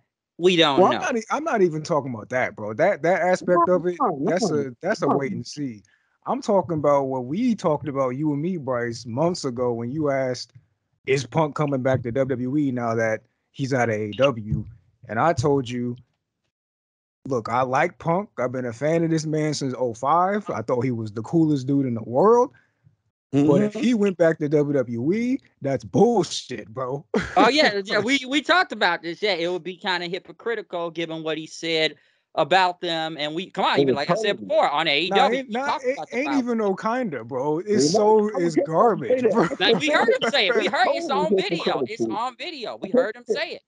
It's I This on just man's said video. what you just entire said. now look, this man's I just entire said aura for the last almost decade has been fuck WWE, bro. True. It That's cost true. him his yeah, friendship with Cole Cabana. It almost yeah. cost him his life with the whole doctor shit. It The court case. The the court whole case. catalyst, the court case, the whole catalyst of why the AEW thing didn't work out is a trickle down effect because of the Cole Cabana thing and the shots, him saying screw everybody who didn't ride with me and y'all stayed in WWE, so I don't want to do nothing with y'all no more. Everybody Uh-huh. he outed and went against all of that, bro. And you just gonna walk right back into that company just because this AEW thing didn't work out. That's Not trash, only bro. that, not only that, I want to add on to that though, Steven. Not only that it didn't work out, it's the way it happened. The way it happened, you went back after the debacle. I'm like I told Bryce before. Man, I it's one of those situations I wasn't there, so I don't know. So here's the thing, but this what I do know. This what I do know. You went back off of Spike, and we don't you tell me you ain't go back for because of Spike. You can say that to your face hurt blue. I'm not gonna even believe you. I'm not gonna. It's off of Spike. Like I said before, I'm gonna keep on reiterating this that I am a huge fan of Punk, but this right here don't sit with me well. Bro, the man It was out. the man who stifled your momentum, the man who made it his mission Be like, to he to kind of went stop back your shit, bro. out of You're now spite. working for him, bro. I Like, get it. like, And I'm sure Triple H is kind of relishing this in a way because Of course. everybody wants to talk about how he's sticking it to AEW. Obviously, we've already kind of seen that lately, even in the past few weeks. What had been the little Tuesday Night War, and we saw how that whole thing went. Or what SmackDown destroying Collision and Rampage in the ratings last week, which some would even question, was it a good idea for Collision and Rampage to even try to go against Survivor Series last night? That would be the case, because I'll give Triple H some credit. Throughout years, he's been able to get people to come back that have had beef with the WWE for a long time, whether it be Ultimate Warrior, whether it be Bret Hart, whether it be or like who else has had like a long Bruno Sammartino. It's a lot of names. And like I said before, Triple H is obviously, like I said, he's relishing in this right now, because like, oh yeah, I'm sticking it to these guys right now. And when like, okay, I'm gonna take the guy that was drawing them money over there, and now I got him over here, and like I got a even bigger pop of even bringing him back here now. So I'm sure he's relishing in that. Bro, fuck And all of this, whatnot. bro. I'm saying, dude, Triple H said this guy is not a top guy. I'm gonna do everything in my power to show y'all he's not. At your hottest, I'm gonna make you look less than. And now you're gonna go back and work for this nigga, bro. Like, fuck this, bro. This is Because even I said, trash, bro. I like watch money I want to talking, say something on money that. talks. I want to say something about that now. Now that part right there, Steve, I think everything changes. I think in Triple H eyes, even though he feels that he not as hot as he is, he probably still feel this way in 2023. But he knows what's up. He better know what's up. You know what I'm saying? He knows what's up. So he went out there and go sign him. I get what you're saying, but I think he knows the deal. Like, even though I don't view you as this, but guess what? You are this. You are that guy. So I am gonna give you this big old fat paycheck right here. You know, me and That's Bryce first talked about this, man. I said I wouldn't want to see this because not only because of how garbage it would be, but because none of it would feel genuine. It would just feel just like you said, like a middle finger to AEW. They don't like yeah. each other. You don't like him. He don't like you. But yet I'm seeing everybody retweeting this picture of them pointing at each other on Twitter. I'm like, man, Oh fuck yeah, this, I bro. saw Yeah. that. Yeah, Now, that now was they're the best corny. of friends That's so now. corny. That I was so saw that. corny. Triple H I loves to didn't. take pictures all the time with somebody and point at them, and he does that all the time. But I saw that photo and how everybody like, oh, now they're the best of friends now. It's It's kind so of making you. trash, bro. Hell is frozen It's over. so Hell is trash. frozen over. I'll say this. This I'll give this as a positive. Like I said, my positives. It obviously shakes up WrestleMania season, right? Because now it's like, well, what's he going to do? Can he go after Seth Rollins and finally get his WrestleMania main event that I full on believe he deserved the first time he was there? Yeah. We don't know. You know, could he win the Hey, you Rumble? I probably mean, get one, are we going to push Cody to the side and give Punk the moment against Roman? I don't know. So that's interesting. It'll be cool I, to get him back in the video game. It'll be cool for all those little Punk fans to get the toys and stuff they're going to make. All that's cool, you know? So, like I said, I didn't want to be just negative, even though I hate it, but I can see why there's positives. So that's why I leave it. it's straight positives. It's a lot of positives, Steve, and I do definitely agree with you that I do think he will get that moment. And see, here's the thing, though. It's like, all right, yeah, even though I know that he probably get that moment, but it would it don't feel the same if he would have got that moment in 2014, 2013. You know what I'm saying? It don't feel it felt more genuine in 2013 and 2014 because he fought against the system. He was fighting against the system. Now we get to 2023. I ain't gonna say he is the system, but he playing the system. Even though it's a good thing at his point that he can play the system, but here's the thing: I, everything would just feel like we doing this. We doing this in spite of AEW. Even the WrestleMania matches, they will probably give them the big title matches or whatever, or the big matches. Period. It's all of we're gonna stick it to them. We're gonna help you stick it to them because they're gonna help me. It's gonna help us make money while we sticking it to them. But we're gonna help you do it. Now, Steven, don't get me wrong. Don't I kind of disagree with you. You said it probably be trash. No, no, no, no.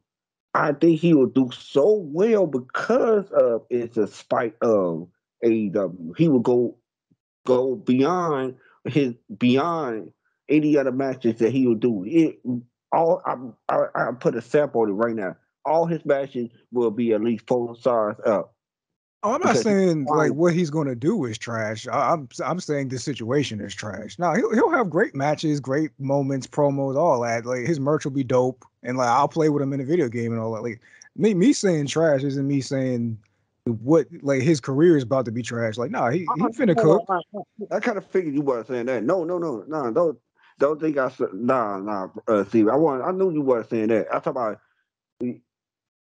this this moment. I mean, this thing is the whole thing. I definitely agree with you. The whole thing is trash, but what's gonna come out of the trash is gonna be nice little moments because he don't want to drop the ball. He don't want to be the one who, oh man, he wearing over there to drop the ball. He ain't even having the same type of matches he had over there at AEW. He don't want to hear that, and nobody else want to hear that. So he gonna try to knock it out the park every time, so he can shut that talk up. And Yeah, at but this point, it's about his legacy, right? Like he I'm sure it's spite, but I think a lot of it is legacy. Because if he didn't go back to WWE, like Bryce said, nobody was going to offer him that money, so he had to come back here in order to fix his reputation. At this point, like if he's going to end his career, he's got to do it this way. He's got to do it the right way, and do what you got to do, bro. 'Cause, yeah, and like I said, it was mostly about the money. Because like, what other company was really gonna offer that much money to him like that? Like, it wasn't gonna be the NWA, it wasn't gonna be TNA, it wasn't gonna be New Japan and whatnot. And the companies really with the most money right now is WWE and AEW, and we already knew it was most likely gonna be WWE because of the money and whatnot. And like I said, like at the beginning of this thing, this was about spite and obviously the money and whatnot, because it was going to be a huge payday and whatnot. So I can understand why some say this wasn't like a genuine return. It was out of spite. A few years ago in the United Center, when he just came back to wrestling in general, obviously that was more of a genuine thing and whatnot. Obviously there was a big payday on the table, but you could tell it was genuine a few years ago and whatnot. Because come on, he had disappeared for damn near for what 7 years and whatnot. At this point, this is like the third return, not just like with company, but just wrestling in general. We seen CM Punk come back. This is the third return. This is like the third return now and whatnot. And this don't obviously it was feel good. huh? I said it don't feel good though. I ain't gonna lie to you. It Oh, it got was me more of a having spite thing. I popped last night. Don't get me wrong. Everybody go to pop for let's just say a title change. You might pop for a title change. In that instant until you have to sit there and think about it. But that's when it happened with me, Bryce. I'm telling you, it don't feel good, and this coming from one of like I'm telling you, I I love that dude. I ain't gonna lie to you. I love watching all his matches, but this don't feel right. Real talk. Oh yeah, because it's more of a spite thing and whatnot, especially what happened a few months ago back at All In and everything. And we saw the last time when just wrestling in Chicago in general. We talked about this during the whole All Out thing too, and how that whole thing. Not to reiterate the whole thing, but we saw how that went. Like we know what happened. We know he choked out Jungle Jack off right there and whatnot. So we saw how he left. We saw he got fired. We saw Mr. Scare Tony Khan right there. And this is a spite thing. This was just to stick it to mostly Tony and the elite and whatnot, especially the Bucks, since they want to try to do fucking run around the ring and whatnot. We know what the real reason why was for this. At the end of the day, Big Pop, no surprise there. Jim, like initially going in, yeah, it's exciting. People are gonna go ape shit for it. But then when you I actually start to sit and think about it, it does make you wonder at the same time. Like, it's not really genuine. It's spite. I said this months ago. You might as well go back out of spite. It wouldn't surprise me. And get, like, I'm going to just stick it to these niggas and prove I'm still a bigger star and whatnot. So let me ask y'all this. Not what even that, up? like I'm trying to, I'm just legit curious on how you're going to answer this question. Who is the biggest hypocrite of these three people? John Cena for becoming The Rock, Roman Reigns for becoming Brock Lesnar, or CM Punk coming back to WWE? Can I go first on this? I want to. Can I go first? You want to go first, Bryce? Which one? Go ahead. That's a good question. My answer first? Go ahead. You go first. Go ahead. Can I break down each one? I'm gonna give you your answer. Don't get me wrong, Steve. I'm gonna give you your answer. But can I break down each one though? Go ahead. Go. All right, cool. All right, well, Cena.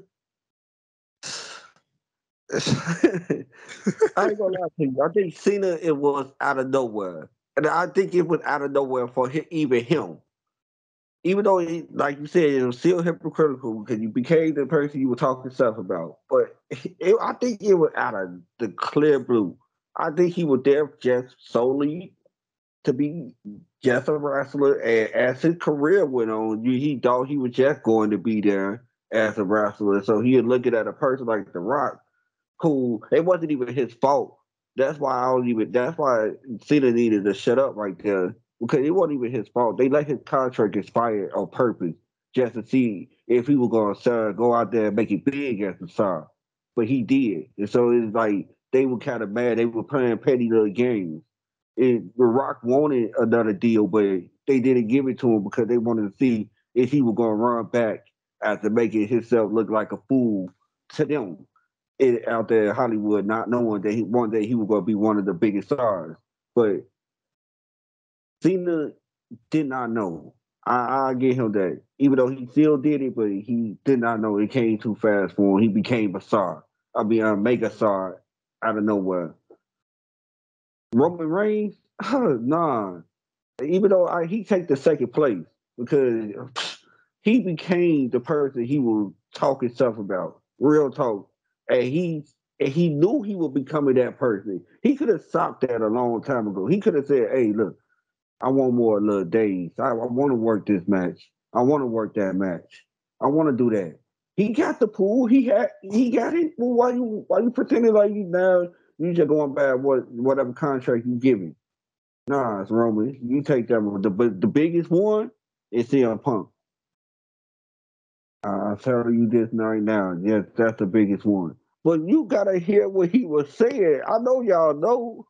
I know y'all know. You gotta hear what he was saying. He was trashing them. My goodness.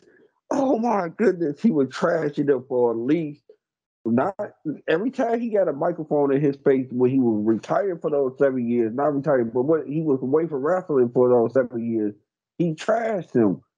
When he came back, he trashed him. He telling people in the AEW locker room, you don't want to go over there. There ain't gonna be the don't think the grass is greater over there. Don't go over there. But you good over there. Let me go next up, but but nah, you did break it down though and whatnot pretty good because I like the Cena thing. It's kind of out of nowhere. Like yeah, he did say about The Rock. Like yeah, you left us. I'm gonna be here all the time. I'm here. I ain't never leaving. I'm always gonna be here. But then once his Hollywood career actually took off, I think that was a little bit on that was like an on accident, not accident, but it came out of nowhere. I don't know if anybody ever seen Cena becoming that big of a star in Hollywood now that he's only here, part time and whatnot. So that was more of an out of nowhere thing. Roman's thing, which shit, even I feel like Brock was a little bit now more here than Roman is because like shit, like Brock disappeared as the champion. Like Brock, we would only see him for like what, maybe like the big four pay-per-views and whatnot. Hell, Roman wasn't even on this big four pay-per-view and whatnot. No. So and like this dude was gone throughout most after SummerSlam, came back for Saudi. What was like what, maybe a 3-4 week build, and now he's gone again, and you won't even see him until like what, the Rumble and whatnot. Because like there's a lot of stuff to say with Roman, whether it be the title defenses of his part time or how even other people had a longer title defenses more than Roman. Because how many has he even had throughout the year? What, 4, 5 maybe? And it's the same match. It's the same match. Like me and Steve talk about, or should we probably have all talked about this before about how you can pattern out the whole Roman match like you know what's gonna happen, like you know he's gonna win. Like WrestleMania probably be the only thing where we thought Cody may have won, but then we saw how that whole schmozz went, and it's just become the same pattern formula at this point. Because even I have to sit there and say I feel like Roman is more gone than Brock is, and even at least with Brock, if you want to go match types, at least just dominated folks on his own. It wasn't a whole army helping fucking Roman half the time and whatnot. And moving on to Punk's case, yes, he did criticize the company basically every chance he got, especially once going into AEW. Even when I know he spoke about this in an interview. Well, when Sasha and Naomi end up leaving, we saw how he said about like, yeah, nothing hasn't really changed over there and everything. We heard it's on video. Even when he showed up at when Trinity did debut for he showed up at the whole Impact thing out of support, but we heard what he said. But yeah, the grass is greener on the other side, and buy one get one free, or I used to work over there and whatnot, but yeah, I'm not anymore. Like we saw what he probably most likely told the AEW locker room, and he probably did want to make a change in the AEW locker room and whatnot, and try to make the shit better. Till all the other stuff came along and the rumors and all that. But yeah, you got to probably put him in number one though, because it's not like we didn't hear him bury the company. And like now that he came back, that was mostly out of spite because of everything that happened with the Elite and Jungle Jackoff. But I do have a question for y'all too. Here's another question I have to ask. Given he came back, what do y'all think about the reaction from some people we've already seen, like apparently like the locker room? Some would say it's probably a work, because I'm sure y'all seen the video with Seth kind of saying fuck you at him, and Michael Cole and Corey Graves and others trying to hold Seth back, or apparently Drew immediately left the ring and headed to his car and left, or Matt Riddle complaining online about it, or Ryback, which I think that's the funniest thing, saying I will retire if he comes back tonight. And now he's reneged on the whole thing and now saying a whole bunch of other different shit. It's definitely a work, bro. There's no way. Because considering the people who have a problem with Punk, AJ Styles, Roman Reigns, Seth Rollins, Drew, the people who have a problem with him, there's no way they would bring him back without telling those people. Like, I feel like, because the last thing you want to do is alienate your top stars. Like, if they had that much of a problem with him to where they would react like that, if this were legitimate, and that, then you wouldn't bring him back at all. So I feel like they had a discussion, they all talked about it, because there's no way they would do that. You don't risk, like, it's one thing for AEW to kind of go back and forth with the Elite. It's another thing for WWE to get at odds with Roman Reigns and be like no. You're not sacrificing Roman Reigns and Seth Rollins and all these people for one guy. That's not happening. So it's definitely a work, bro. Yeah, I definitely. Did we talk about this last night when you were talking? I don't think you asked me the question, but I definitely think it is work.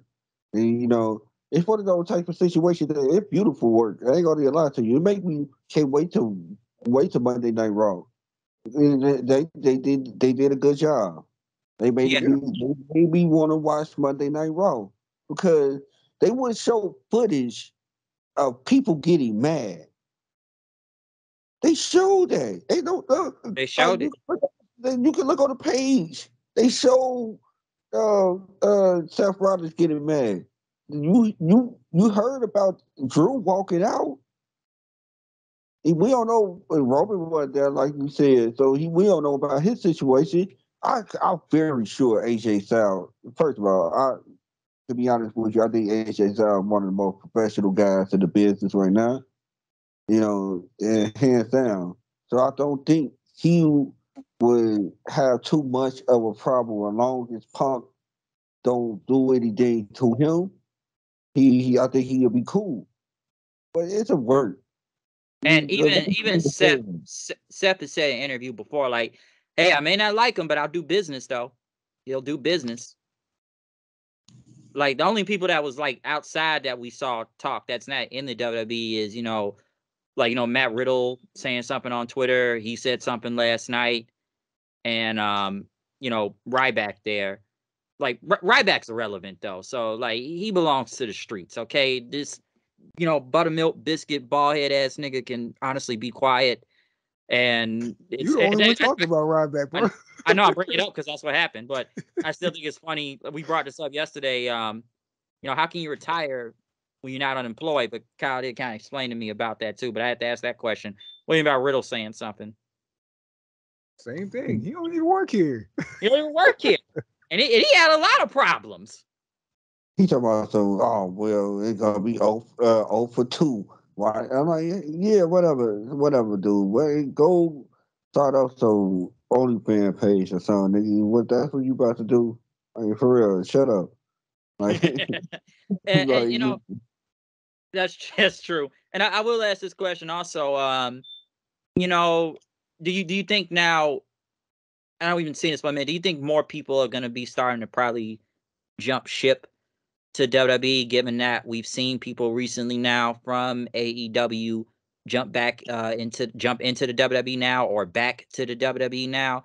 Because a lot of people say Tony should be worried about this, or will he have some type of plan? Because it looks like more and more people look like they're kind of jumping to the other side now. Well, I already thought that when Cody left, because everybody talked about, so many people talked about how influential he was on them and their career and what he meant to them backstage. All those Nightmare Family people, Jay, Ricky, all those kind of people, MJF, are definitely ones, Yep. that Tony better be like, all right, look, I can't let y'all go, bro. Lock them down, because Jade already left. MJF and Ricky are two more easily in that Cody camp. So yeah, I've been thinking that.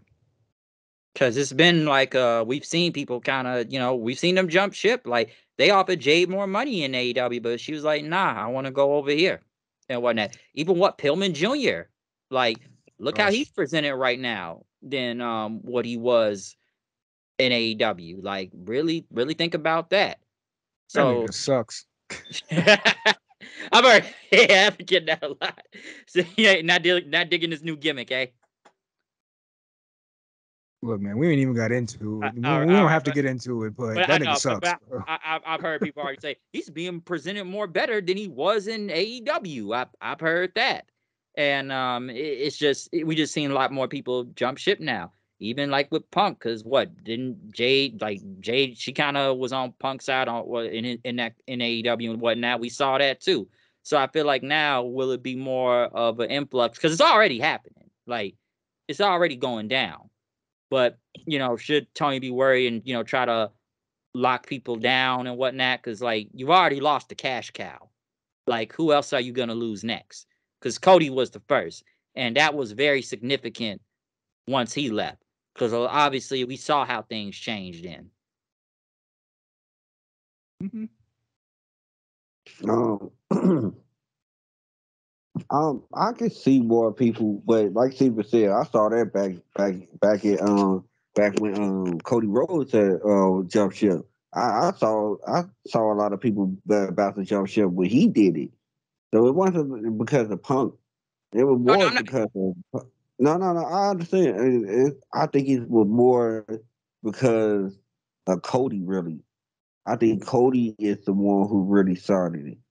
And I think Cody is the one who's showing everybody, hey, it's cool over here. Come over here right quick. But here's the thing: it all depends on where you at in your career. You know, are you satisfied with the money or with the money that Tony giving you? Even though you probably be a hit or even though it both companies hit or misses with the booking, but I think AEW do a lot of more misses than WWE right now at this point in time, especially. Are you content with just making money? And yeah, okay, then you probably want to stay over there at AEW. But if you want just a tap bit more in your career, that you probably feel like you could get more legitimate good matches with the likes of people like AJ Styles, or right now CM Punk. You got Seth Rollins, Sami Zayn, Kevin Owens. You know what I'm saying? Yeah, you probably thinking to yourself, oh, I could probably make a tad bit less here, but at the same time, they will give me the matches that will expose me. And so it's all depends on where you at in your That career. that's true. Even and like with Jade, like she explained why she wanted to go to WWE, especially for career perspective and whatnot. And we've talked about it before of why she left, and she probably would get better training over there than she did in AEW. And we seen how they presented her lately when she first got here. They really made her feel like a real big deal right now. I know we haven't seen her recently right now, but we've seen how they made a big deal about her coming into WWE. Mhm. Get what I mean? Yeah, no, I understand. I don't. Steven probably was about to say something towards that. That's why Yeah. we Oh had a no, little pause. no, I was just agreeing. Like, yeah, Yeah, she made it pretty clear that it wasn't even a money thing that made her want to leave. And I mean, we talked about how she was positioned as a big deal, but yet they still kept her pigeonholed as like, yeah, just like Kyle said, it's all about what you want to do with your career. She felt like she could do bigger and better things in WWE, and sometimes it's just a matter of taking a bet on yourself, man. So I am fully expecting a guy like Ricky to do the same thing. I mean, even if he doesn't, I mean, he already kind of did when he left NWA and went to AEW. So I mean, if this whatever he feels can take him to the next level, then I expect him to do what he got to do. Yeah, because like we said, it all kind of started with Cody, and we see the position he's in right now. He's one of the biggest faces in the company right now. Because like you go back with him in AEW, people were really sick of him. The minute he goes to WWE now, everybody just he's the shit. He's the shit basically. He's that dude. Like he's one of the it's two biggest different fan stars. bases. There's two different fan bases. The It is WWE a fan fan base base, thing too. the WWE fan base, they cool with that little hokey, little baby face type of stuff sometimes. Sometimes they not cool with it, sometimes they are. But at this point in time, they cool with the hokey. I will fight. I will fight to the end, baby face right now. It working for Cody. I wouldn't say it would work for somebody else, but it was definitely working for Cody right now. That's why I'm actually surprised there were.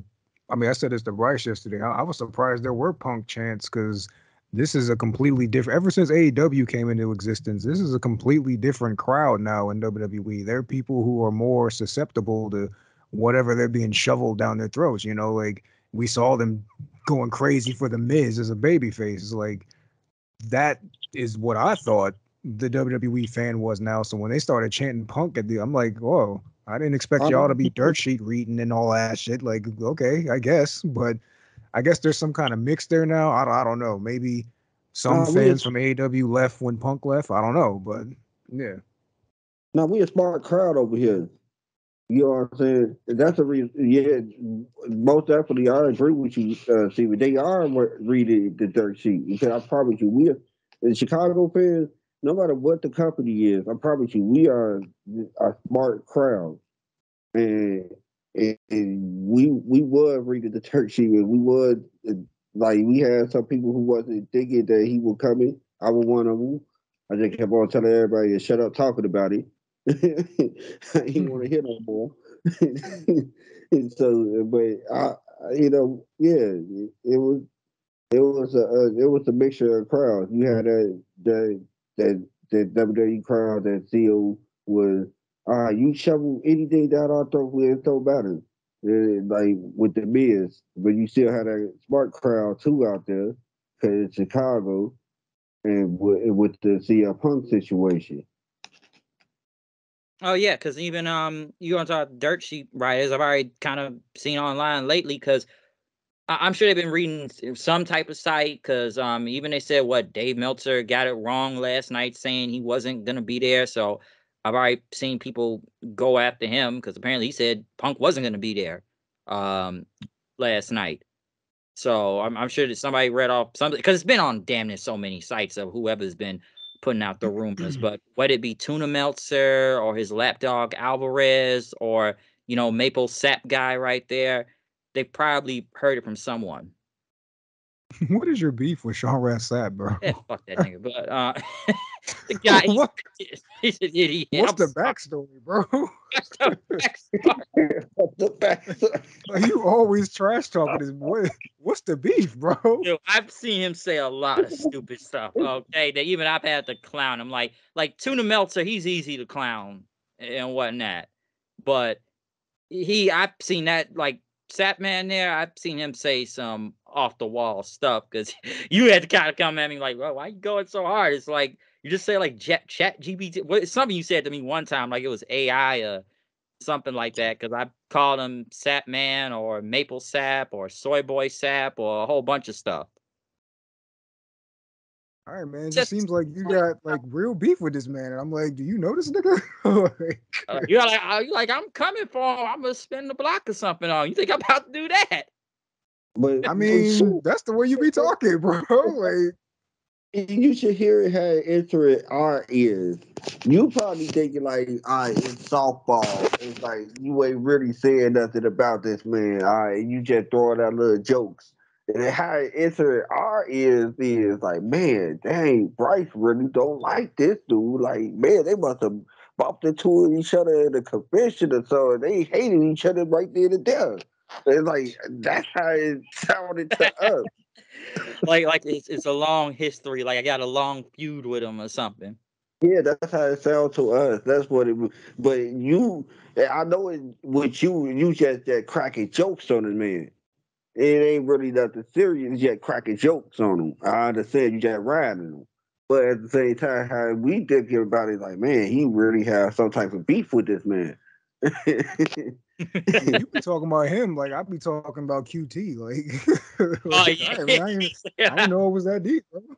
you be talking about QT and whatnot. But he deserves it though. He deserved all that. You continue with that, Steven, because he deserved No, facts. That it. nigga sucks, bro. That's Yeah. why I be talking about him. Like, Because like I know people that go in shit. I know people that go in on the snowman right now. They be going in on Tony. Like I know Gerard's not here, but shit, you just see the shit he says about him nowadays. Like he goes in on the snowman or probably goes in on, Buck 1 and Buck 2 there. I mean, hey, dude, y'all grown. Do what y'all want to do. I just wanted to get to the bottom of it. Like, where did this come from? but not though. Like seriously though, I know a lot of people most likely been kind of either going at the dirt sheets or say the dirt sheets got it wrong or what have they been writing at, because I know some say a lot of these dirt sheet writers have become very biased nowadays depending on whatever story they write about, because it's already been said in the past about what Meltzer and Alvarez making lies about Punk in the past and whatnot when it comes to the Cole Cabana situation, or even later on, somewhat even the current times too. So a lot can be said about that. So it's the reason why people have been going on the dirt sheets lately. Also, what if they've been reading the rumors or rumors that they have gotten wrong? Hey, well, I for one, uh, I'm happy they got it wrong. I mean, I feel how I feel about the Punk thing, but it's very rare nowadays that I get surprised by stuff. So when he came out, I was like, oh shit, like, I for real definitely didn't see that coming. So Because that's even I cool know that it's possible in this day and age to still get surprised by something. Yeah, even I know like people knew, like some people thought like it wasn't gonna happen and whatnot, and then it actually happens.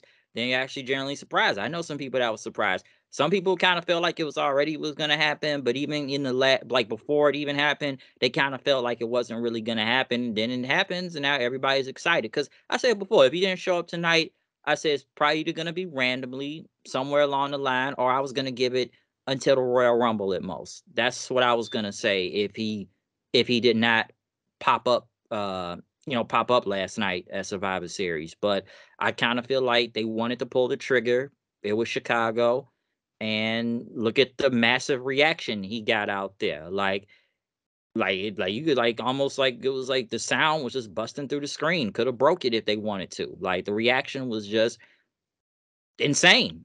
It was an insane reaction, and it got people talking and whatnot. So, it's not a lot that can surprise because everybody knows stuff on the internet so much. When someone is coming, even though I feel like some companies don't really hide it that well, and I feel like there's hints that'll be put out there already that you already kind of know it's gonna happen. It's like Edge. Like a lot of people kind of figured Edge was already gonna be coming to AEW. Like we knew how that went. Or even some would say when Punk returned the first time, come back to wrestling general in AEW, people already felt like it was going to happen because there was too much stuff on the internet.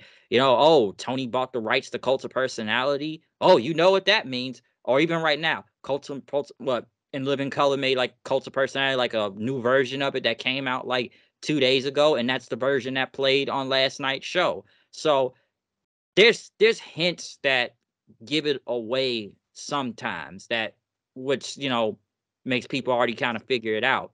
It's just sometimes you got to you know keep a secret hidden so well that nobody knows, but I feel like there's always clues that get people guessing. Don't get me wrong, I could be wrong about it. Yeah, I could be wrong about it, but it makes you think when you be hearing a lot of stuff. Then it's like, oh, this person's coming back. Oh, they bought this. Oh, they bought that. Oh, they're off the roster page. Oh, they didn't sign a contract, or you know, that's usually the thing. Mm-hmm. So that's how I would put it. Kyle, you But still here? uh, but yeah, Huh? yeah, you said you say if you was Oh still yeah, here. my bad. But Oh no, yeah, no, yeah, I was just listening to y'all. but yeah, other than that, move on into this. Final thoughts on this entire show. Matt. Oh, go ahead, yo. Oh, No, you want me to go first, or who want to go first? No, man, one of y'all can go. nah, I go. A very, a very C pay per view with a couple of A marks at the end. Other than that, it's a very much of a C pay per view. You see why Survivor Series is not the biggest of the big four. It's been C at best for the past 2 decades almost. Uh, what about y'all? What y'all give? I'd probably give it like the C plus range throughout the whole thing in a way.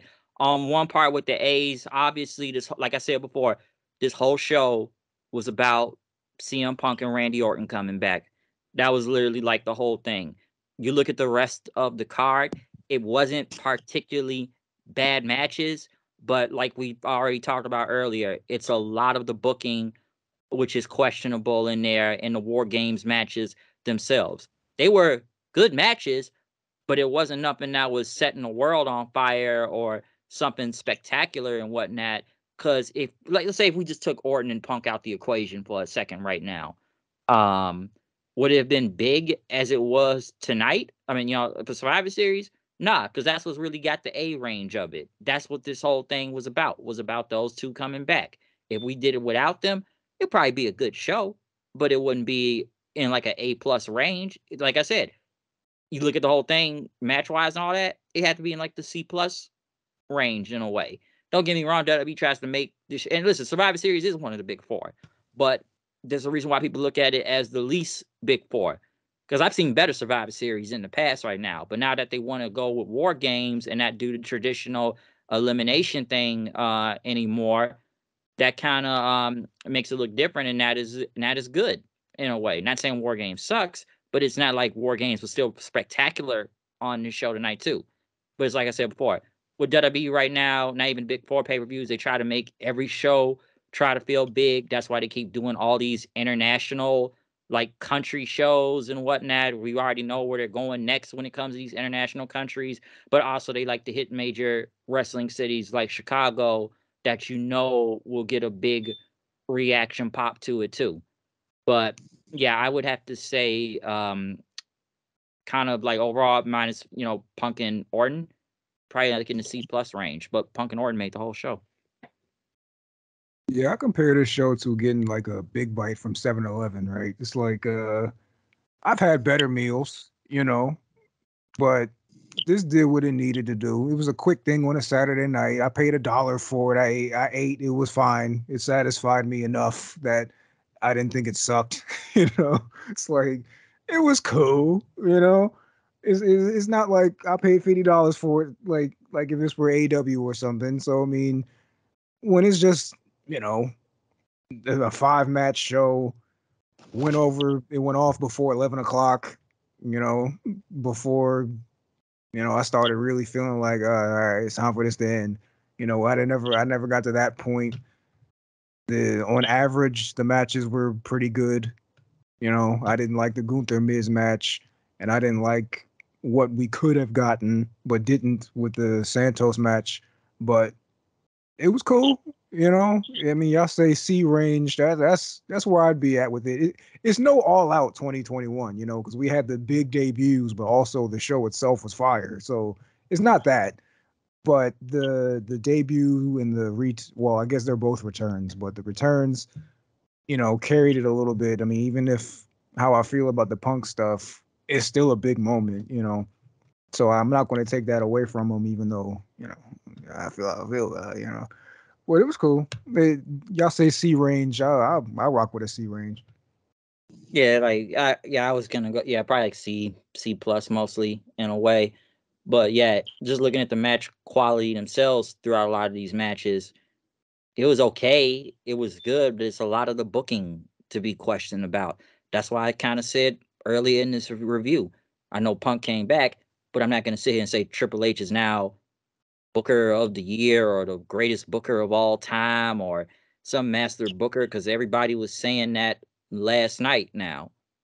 Like not now apparently like he's the shit like that, but like he's not bad, but I'm not gonna sit here and say he's the greatest. I'm not gonna sit here and act like he changed the landscape of everything. I'm not gonna go that far. No, me either. I promise you, if you gave Scott D'Amore this roster, bro, best show weekly. I promise you that, bro. Yeah, I definitely facts because man, he doing whatever he can with that, and he still put it up fire matches. So yeah, I definitely agree. Oh yeah, because I know we didn't review Bound for Glory, but that was a really great show. That was really good, and whatever we seen weekly on television, like Osprey or Josh Alexander or something like that. Like I do question some of his stuff, but it is usually kind of overall mostly good, especially when it comes to pay per views. And I'm sure that'll be when TNA comes back. So it's like with a lot of booking, with whatever company and whatnot to say is good or bad. The questions always going to be some questionable. Would it be the WWE? Would it be AEW? Would it be TNA, New Japan, or whatever type of wrestling show you watch and whatnot? So it's always something to question. But like in particular, WWE. I'm not gonna sit here and act like Triple H is literally now the best thing smoking right now since he has creative control right now. Because it's a lot I could go on and say about Raw or SmackDown or who he pushes on both of these shows, which makes me question a lot of things or how a lot of things have gone. And it's been going on for over a year now. Like I can go all the way back from the get go. Mm-hmm. Yeah. But right now, yeah, right now, for the momentum that they do get right now, they on fire. Oh yeah, Oh, they right, on right. fire, and they it's not. You can't really put this flame out unless they put it out. They have to do it. They have to do something stupid to put this flame out. But this flame is strong, and I advise you to keep riding it. Yeah, they've got all the momentum right now. If they end up re-signing Mercedes somehow, that's it for AEW in terms of momentum, bro. Oh my So, goodness! Oh my so goodness! it's all in it's the ball's in their court, so to speak. It So it really is. They've been making a lot of money. Obviously, the TKO whole thing and whatnot, trying to put on these big shows and make them look bigger than they usually are, or people that they have signed back or returned to the company. I may not agree with all of them, but they've tried to make them at least somewhat kind of bigger and whatnot. So we've seen people jump ship because I saw online people think Triple H would be mad that he couldn't get Will Ospreay, but like, well, shit, look who he's got right now and whatnot. So yeah, they could get Mercedes, Sasha, whatever back and whatnot. So you don't know who may jump back and return next. So I've already heard rumors of Mickey James maybe coming back. I don't know, but like right now, like WWE, they've been on fire and just been printing money all over the place ever since they sold out to the TKO people and whatnot. Like they making a lot of money. Can't say they haven't. They trying to mix things up, or I don't know if gonna do a lot with UFC and whatnot. If we're talking from a business perspective here, because I'm not gonna go into the whole board of directors of who's in charge. 'Cause I know Vince is still like the chairman to the whole board of directors thing and whatnot, and Dana White and them. So they're just making a crap load of money right now. Like business is really big for them. Yeah, they need to let that idea go. There's not a single WWE fan who wants to see UFC on WWE. Wait, I know No, reactions like please, Dana. no, please don't do that. Don't do that. Why they gonna do that? I mean, Nobody wants Dana to see. White even said, he's like, nah, bro. Yeah, I know Dana White. He did interview recently. Like he maybe like to pick Vince's business mind apart and will want that, but I don't think he wants to go that far to making some type of crossover thing with UFC. He'll pick his brain to get out, ideas to make more money from him, of course. But is he gonna sit there and try to say, "Hey, Vince, I think we should UFC"? And even I would think Vince will say, "Pal, I don't think that's a good idea." So He's not. that's how I would put it. Mm-hmm. So there you go. So yeah, WWE is kind of they too much on fire right now. They've been doing a lot, but like I said, overall, that's mostly what we all have to say about this pay-per-view. So yeah, we are done here. I don't know when whatever the next big show coming up is. I'm trying to think what's the next pay-per-view for anybody. World's End, I guess. Yeah, World's End. Oh yeah, Infinity War there. Yeah, World's End, and I'm sure sooner or later, obviously, we'll get a end of the year review to review a lot of everything that's happened. But that's usually the next big show, though. But anything to plug before we go? No, sir. No, nothing. But yeah, comment, subscribe, follow me on Twitter at Hooded Night 890.